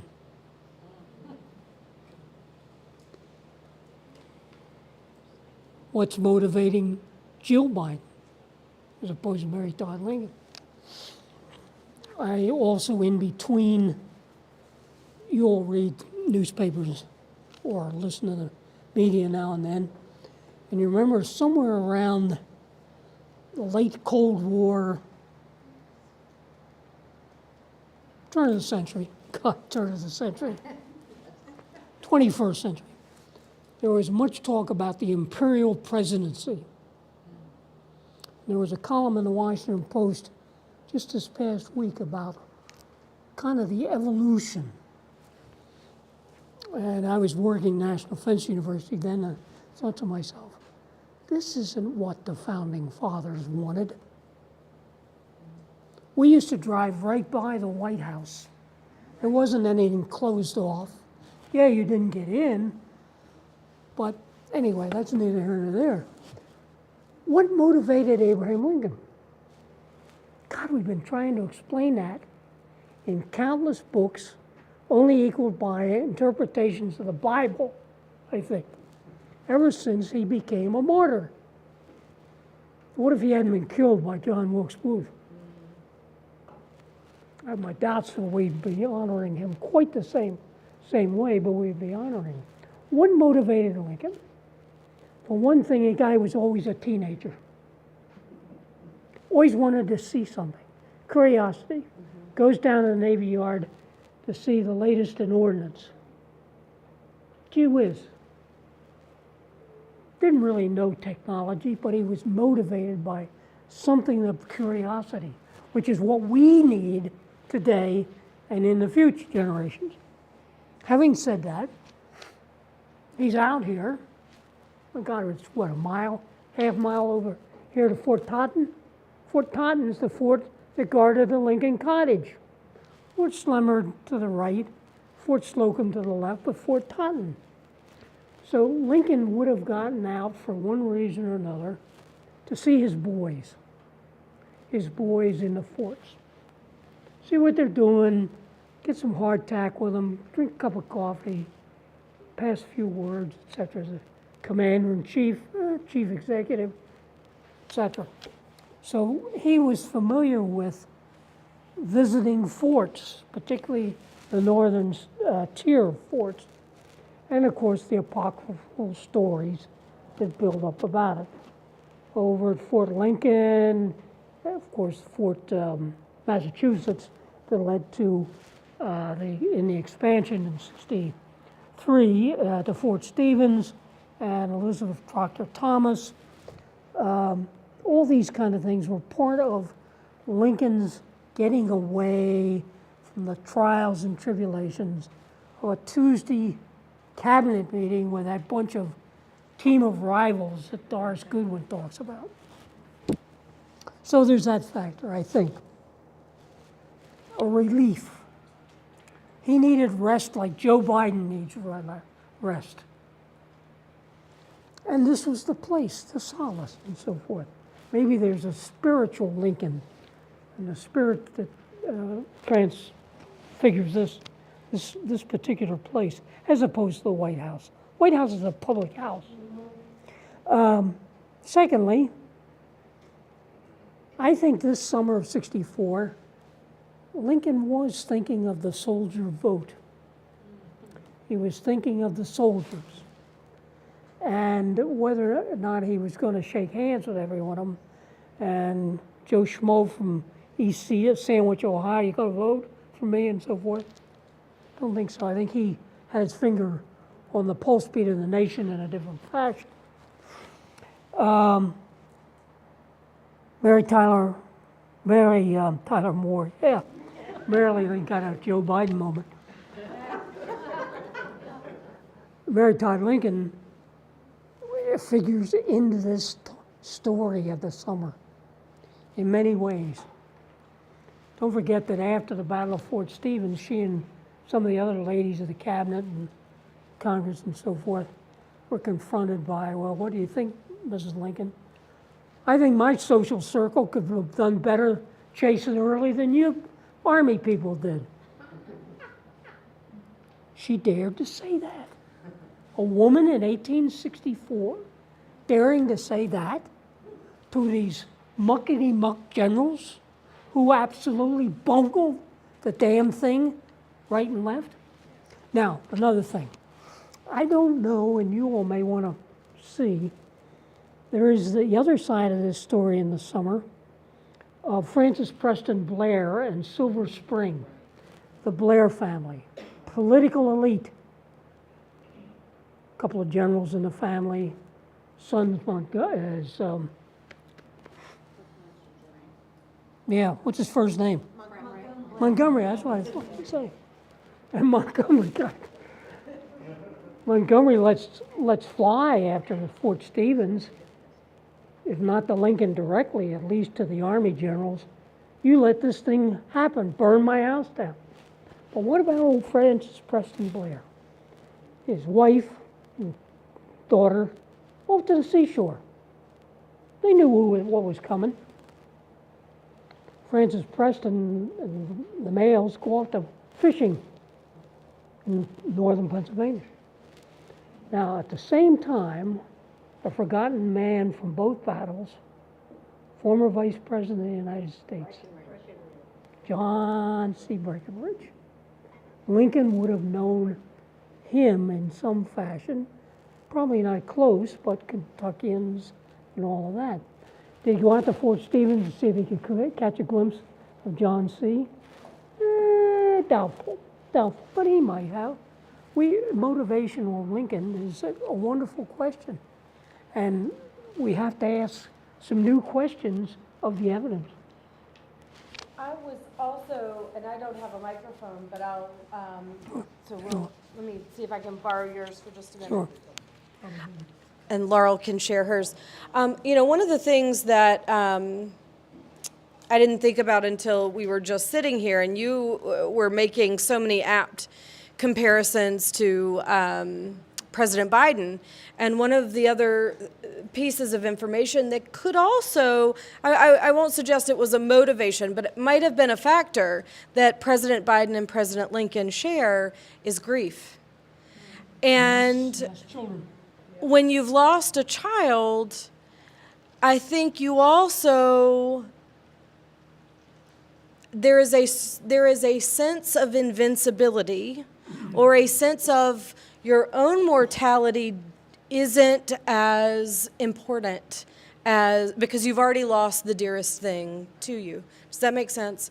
And so it strikes me that Lincoln heading out to Fort Stevens, where he came under fire, probably is less of a major thing for Lincoln himself at that point, because at the time in the summer of 1864, he'd already lost 2 of his 4 children.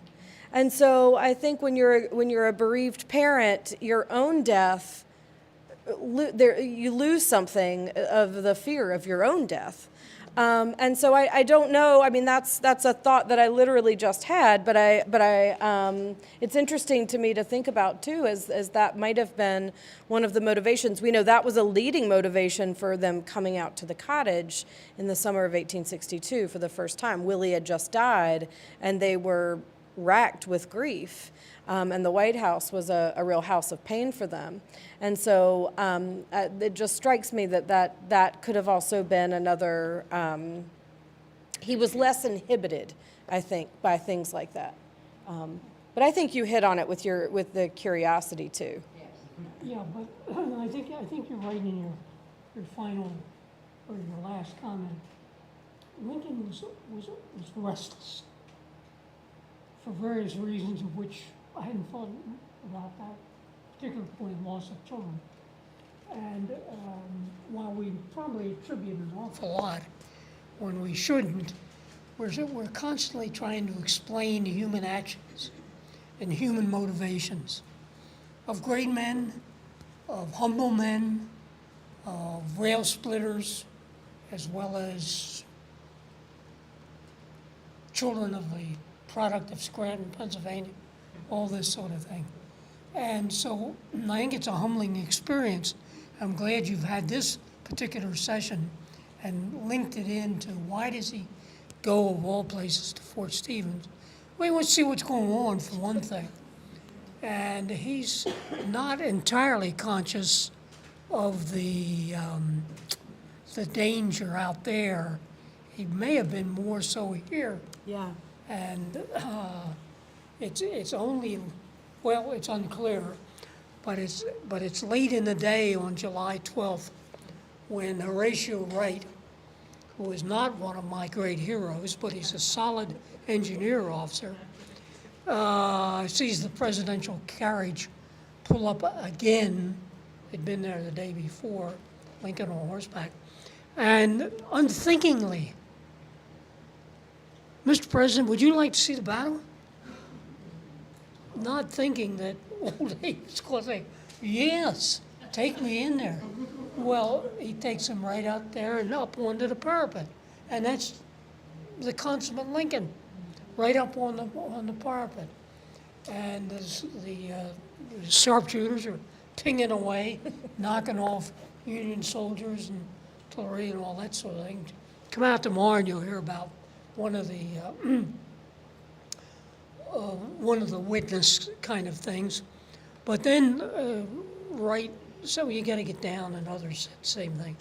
And at some point, Wright says, there's skirmishers out there. They're in different houses between Fort Stevens and Silver Spring.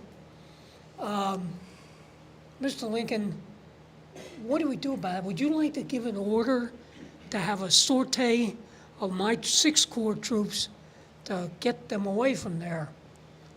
That's one view. The other view, apparently, and we're better off knowing that one, was that Lincoln is ordered as Commander-in-Chief to give an order. By God, he's the chief military man, Commander-in-Chief. Mr. Lincoln, would you give an order about those sharpshooters out the Carberry house and so forth? So Lincoln, in I think it's October of 1864, I just discovered that.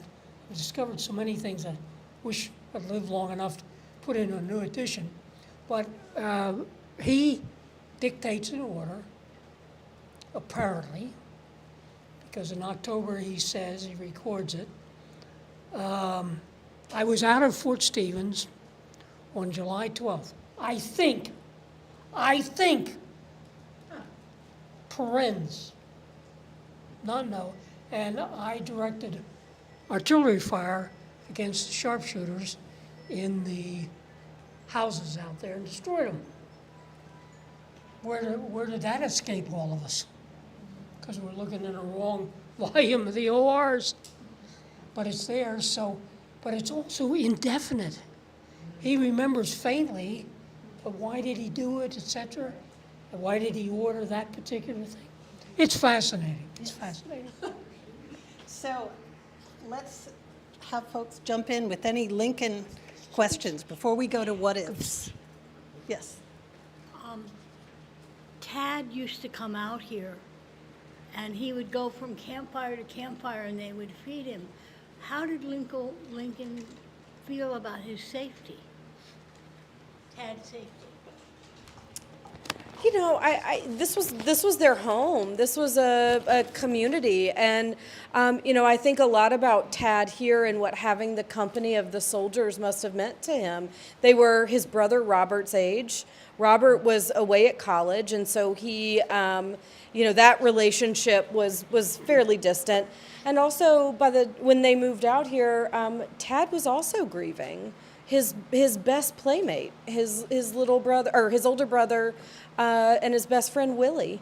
And so I'm sure that the Lincoln family was probably fairly thrilled that Tad had these playmates. We have records that, as you said, Tad would take Army rations with them, even though they had a household staff out here making meals. He would also do military drills with them on his pony, and the Bucktails gave him his own sort of made-up military rank and uniform.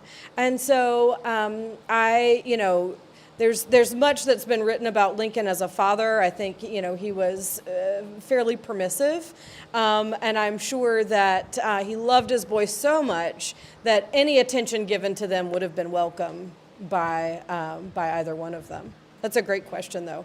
I love thinking about this space occupied by the whole family, not just President Lincoln, but also by Mrs. Lincoln, who, was a 19th century woman whose domain was the household and her house was the White House. And so I think coming out here was in part Lincoln's recognition that she needed some of the control of running a household. And so this was really her house too. So I don't want to forget about her in this conversation either. Did you want to add? Lest we forget, Mary Todd was great at spending the old man's money. Aside from anything, I think we're hitting on something very important, that Lincoln always wanted to be seen with his boys, for whatever the motivation, political, military, whatever. He wanted to be out there with his boys. If I'm causing them to die, then they have a right to see me close up. And we don't see that among presidents much, though the presidents generally get out to the troops. Lincoln ducks his escort on numerous occasions, and I seem to remember other presidents ducking escorts because they're burdensome. But there are a number of explanations that are perfectly plausible and human. And boy, I think that's the important thing. Okay. Yeah, I have an election question. I guess it's in two parts. Number one is, why does Abraham Lincoln even run again for president in November of 1864? There's been plenty of one-term presidents. He could have just, given it a break and turned it over to somebody else. And the second part is, why does McClellan run? The Democratic Party is in shambles compared to its, pre-Civil War machine, and somehow somebody convinces McClellan to challenge Abraham Lincoln. I mean, why does he do that in the middle of the Civil War? It just seems wrong. And also, did he even have a constituency? Where was it? New York City, upstate Pennsylvania? Where did Little Mac even have voters?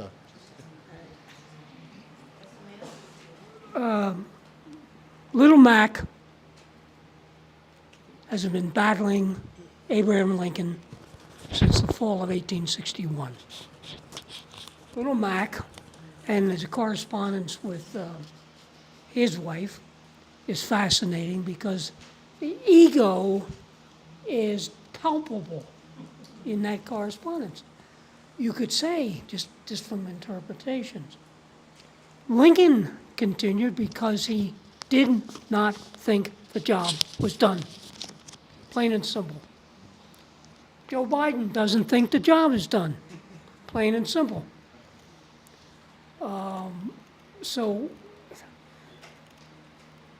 nothing is plain and simple.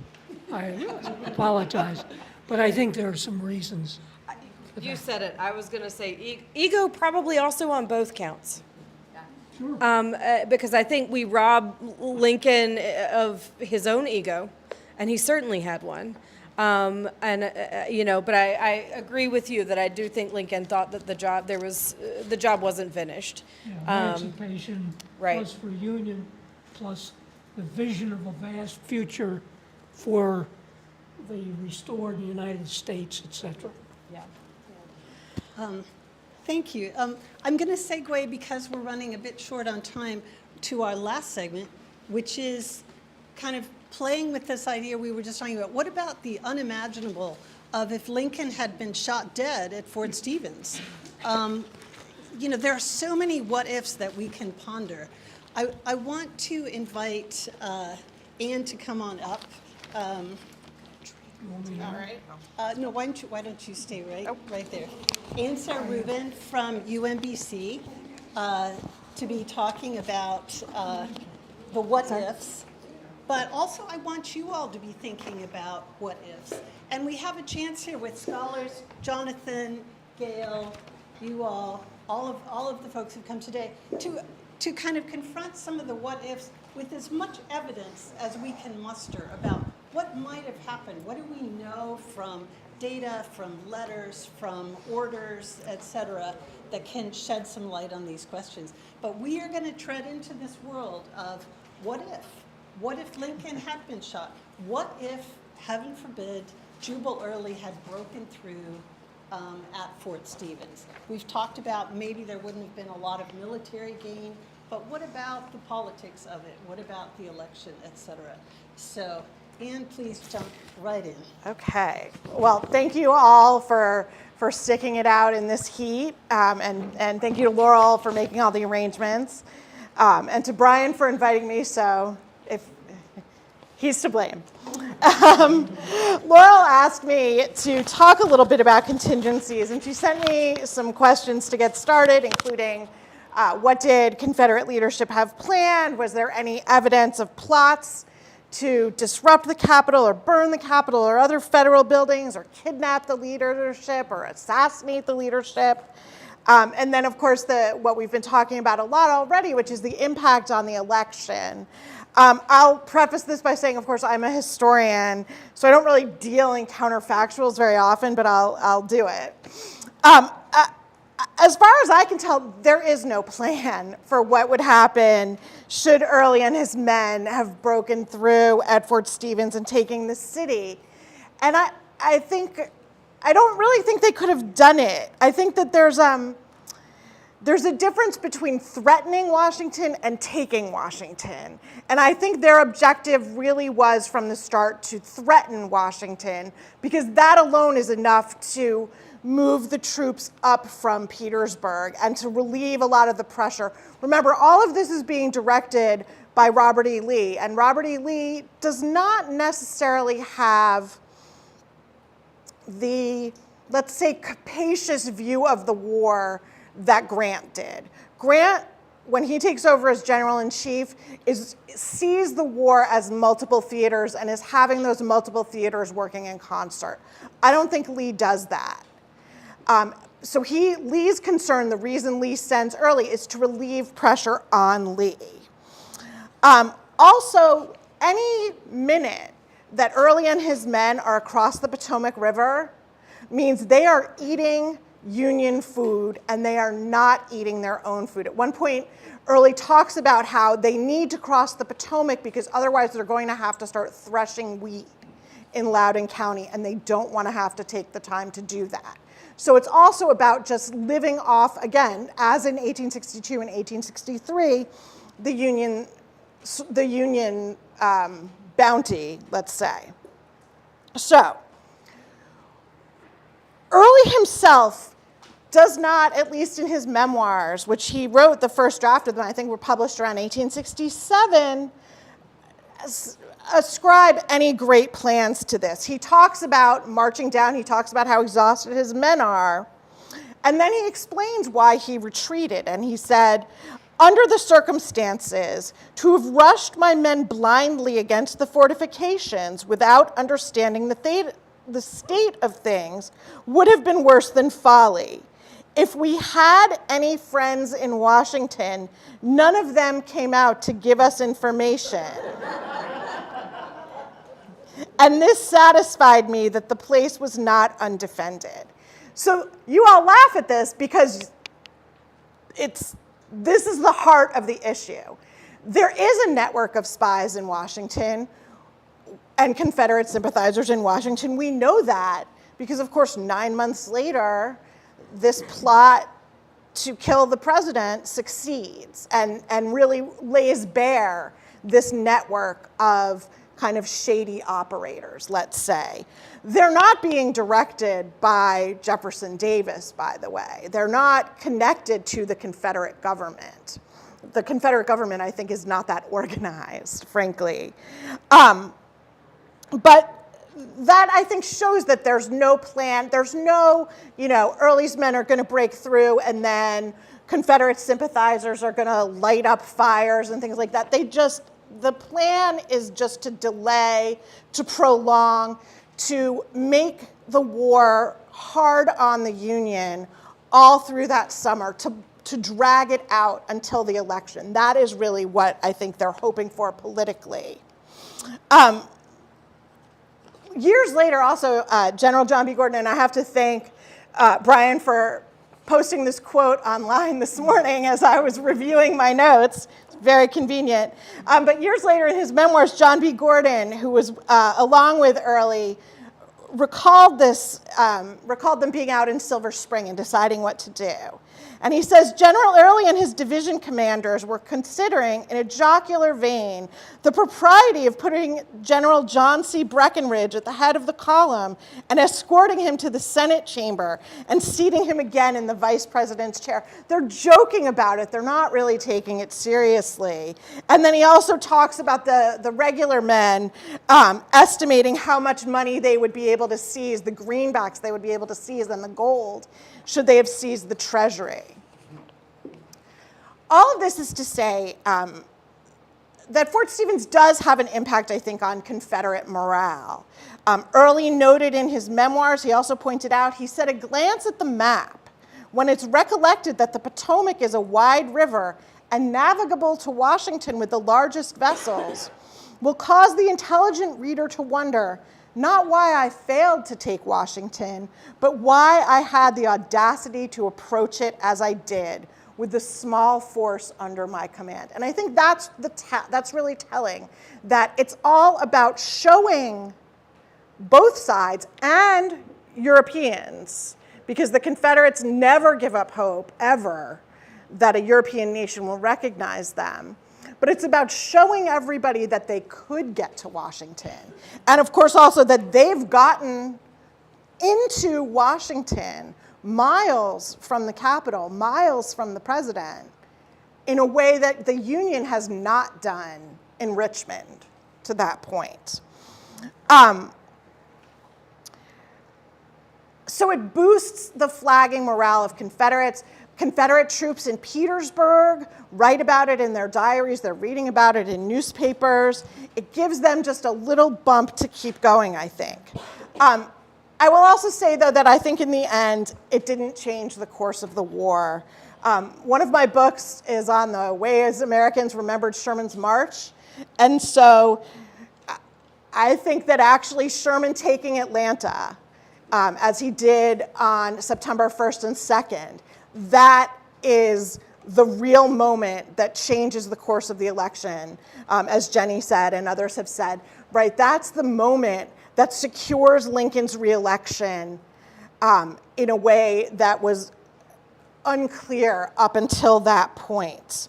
And Confederates know it, because they know that if Lincoln is reelected, that Lincoln will prosecute the war for as long as it takes. And the Confederates at this point know that they can't hang on for another 4 years. So I'll stop there, and I guess we're taking questions, or I don't know if you... Yeah, I think I'm going to invite folks to jump in. Gail. Okay, I'm going to make this point one more time. On the 28th of June, Jubal Early wrote a letter to Robert E. Lee.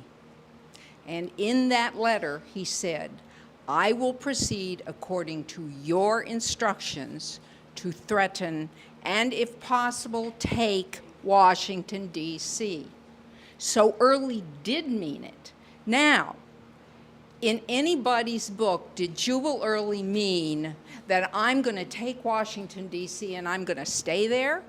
Absolutely not. What Jubal Early meant to do was run Lincoln and the cabinet out of the city if he could, maybe burn a few buildings. He was famous for burning buildings after this, you know. He burned the town. His cavalry burned the entire town of Chambersburg, Pennsylvania at the end of July. So he did this. He's not afraid to do it. And, well, you know what they wanted? They wanted $100,000 in gold or $500,000 in greenbacks from a small Pennsylvania town. Wasn't going to happen. So Early was famous for doing this. So I think he did mean to take Washington but not hold it. You know, it was what Lee wanted him to do. That's the most important thing here. This was a point in time thing too. Didn't mean that it was it meant that it might help the Confederates convince the North of their will to win and their strength. And that's all I'm saying. But this was a point in time. This was not, of course, Sherman's taking of Atlanta ended this. But it's a point in time. Well, let me just jump in before we move on to another aspect of this session. Jubal Early was the one Confederate general who understood hard war. And he had seen it, he told Lee in person, and Lee and his elitism and poo-poos and all this stuff. I have no love for Robert E. Lee. As a general, as a man, as a person, yes. But that's neither here nor there. Early starts on ransoming in the Gettysburg campaign. He practices it very nicely at Martinsburg and Frederick, certainly. And Hagerstown is what I was looking for. Thank you, ladies. So, old Jew's got some things in mind to make the Yankees pay, and he said so. Don't believe what Jubal Early says in his memoirs. It's palpable bullshit. He's already into the lost cause because he's trying to redeem his fortunes with Lee. But Jubal Early is plausible as a hard war advocate. And then, and he also could see he needed artillery ammunition because of the Battle of Monocacy. He needed supplies. Where's he going to get supplies? My God, Washington, D.C. is a quartermaster depot for the whole Eastern Theater, and on and on and on. So whether or not Early mentions any of these things, you have to read between the lines on that sort of thing. Now, fast forward to the election. Forget the wannabe candidate, Andrew Johnson. He ain't going to take the oath of allegiance if Lincoln's reelected until March 4th. Who's it going to be?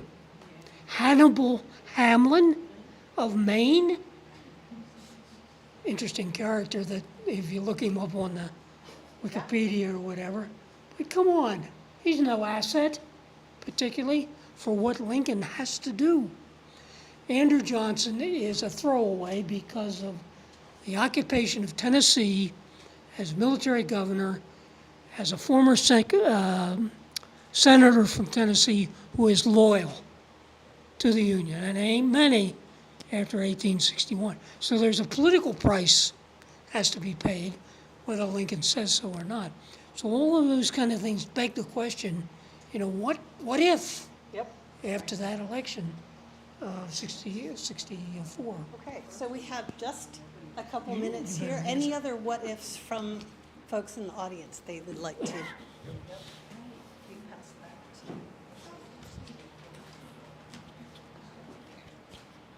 I just kind of wonder, what if Early had pierced through Fort Stevens's wall and then found himself at Fort Slocum, right, which is just down the street, where you have troops, USCT, crack troops, ready and raring to fight.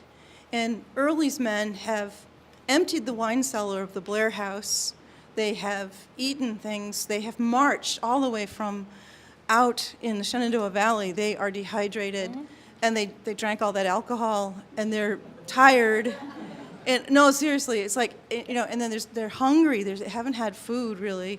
And so I just think maybe Jubal Early saw the writing on the wall that they wouldn't be able to even scare the Union troops. They had USC troops they would come up against, and in their own racist thinking, did not want to be defeated by black soldiers.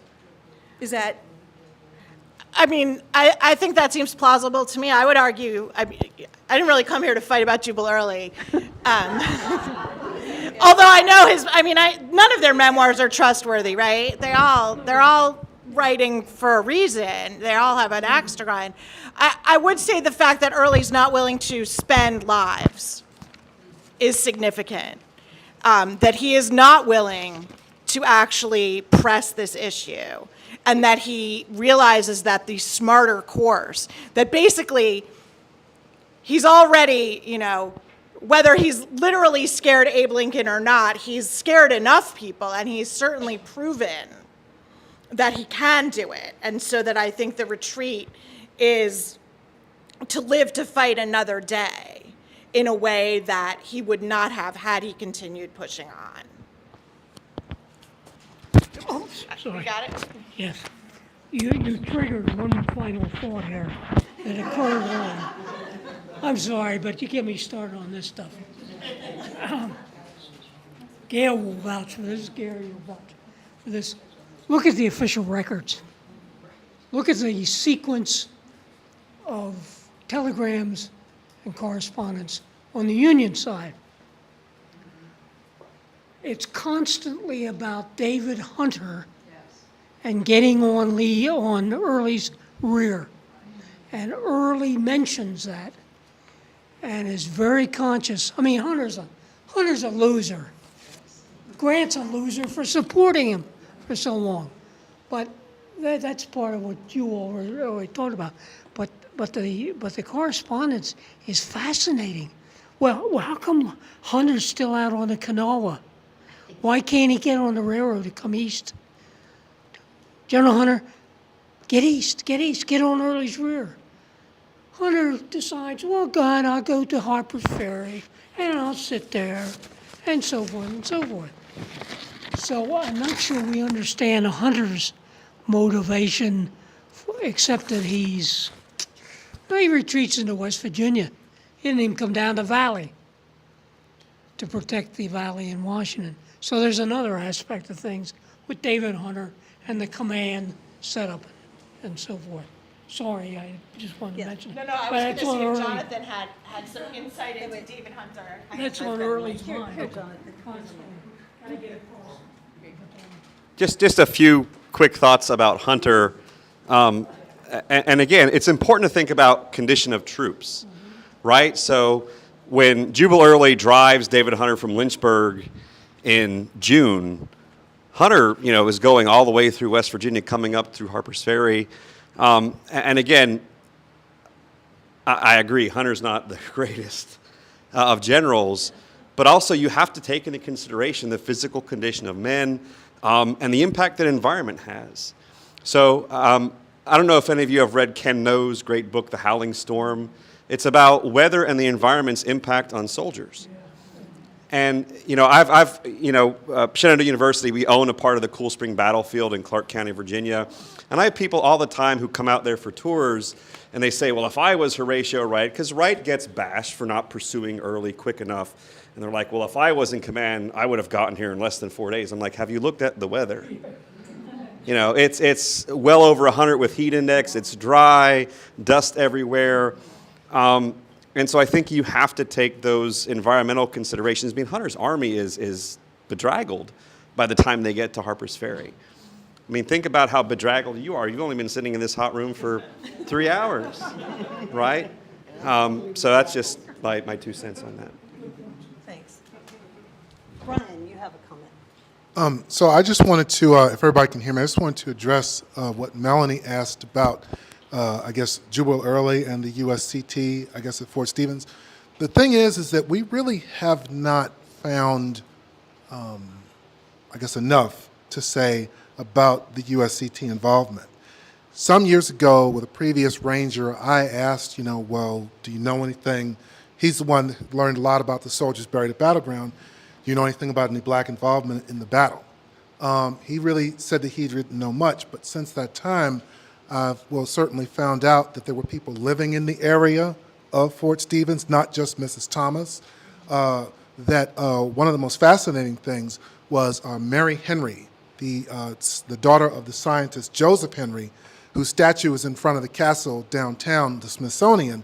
She was on top of the castle, and she saw, as she put it, a body of colored troops on July 12th marching down 12th Street. The only problem is she doesn't say who they were, where they were going, and how many they were. Which direction or anything like that. They could have been going across the Potomac. They could have been going anywhere because all of these forts are really, where's the attack coming from?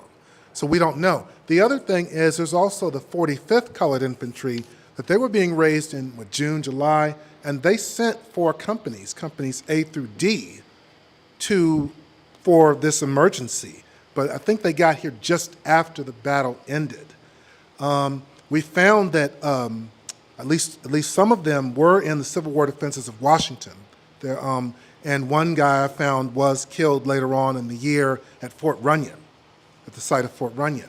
So, and there's some other things, but one of the things I think that's really tough about it, the 6th Corps, let me back up. The 6th Corps, first of all, is chosen for the emergency to come because they really proved themselves, in their march, like 30-some miles in like 17 hours or whatever at Gettysburg. They moved from Maryland, like overnight they got there. So they were the ones selected to come for this emergency in July of 1864. And even that march itself in July of 64 was incredible. They basically marched all night from City Point to the steamers they got on, came up the Potomac in one day, and then marched like 5 or 6 miles up to Fort Stevens. So they did a lot of marching during the Civil War. It's like crazy. But yes, the thing that's really kind of tough about it for me is that pretty much at that same time in July, maybe a little later, it's the 9th Corps where the USCT are. And by the end of the month, that 9th Corps is in the Battle of the Crater, where many of them, unfortunately, are murdered on the spot because this was a Union defeat. I'm certainly, glad for the 6th Corps, but I sometimes think, wow, what if it had been the 9th Corps instead? What if it had been them who came and saved the city? I mean, Battleground, if they were buried there, it'd be like one of the holiest places, Fort Stevens, in Black history. But we know what did happen, and certainly, like I said, we're glad for those men who did sacrifice. Many of them, if you come to Battleground, Irish, German immigrants, really trying to prove themselves as Americans. But I do think about that sometimes. I have found one man, I'll wrap this up, I have found one man who was a black man at Fort Stevens, a Private William Lattimore, Company G, 77th New York Infantry. He serves in that regiment. He's wounded at Fort Stevens. His blood is somewhere on Georgia Avenue. Just don't know where. But anyway. Thank you, Brian. If you would stay standing for just a second, and since we have most of our scholars here, we are out of time. I had this vision that our last session would be this, cumulative session, reflecting on all that we've learned, and we would come to great wisdom and insight on that.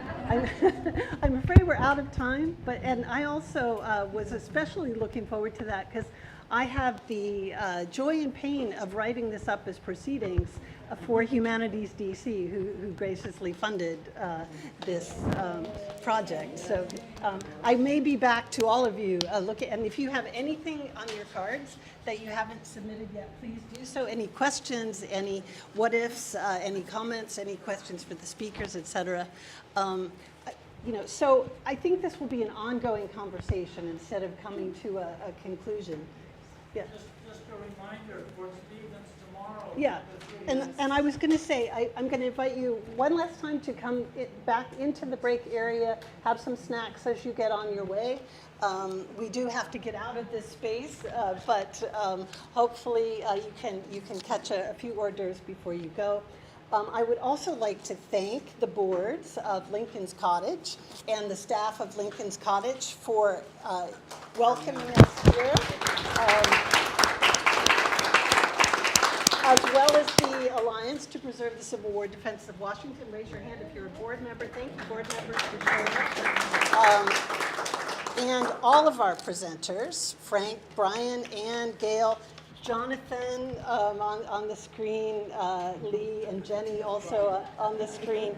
Thank you very much to you. And also Andrew for his IT support in some challenging circumstances, all the volunteers, including Christopher Williams and other folks who have set up the refreshments, and our in-person participants, you all, and our at-home folks, thank you for participating in this, and again, Humanities DC for their grant support. Yes, and if you want to donate to either Lincoln's Cottage or to the Alliance, we welcome those contributions. We are matching what Humanities DC has granted to us. As I mentioned, I'll be working on the written proceedings. Peter, who has talked to some of you today, will be doing a video based on this event, and so he is interviewing folks and chatting with folks about this. And yes, one last reminder for Fort Stevens Day tomorrow, 10 to 3, right? We hope to see many of you there on site at Fort Stevens. And also the cemetery. And the cemetery, right? I'll be leading the walk to the cemetery about 3 o'clock. Very good. What time are you leaving, Frank? It should be, I believe it's 3, but we'll make sure about that tomorrow. It's better at the end of the day. All right. So again, thank you everybody for coming. Thank you.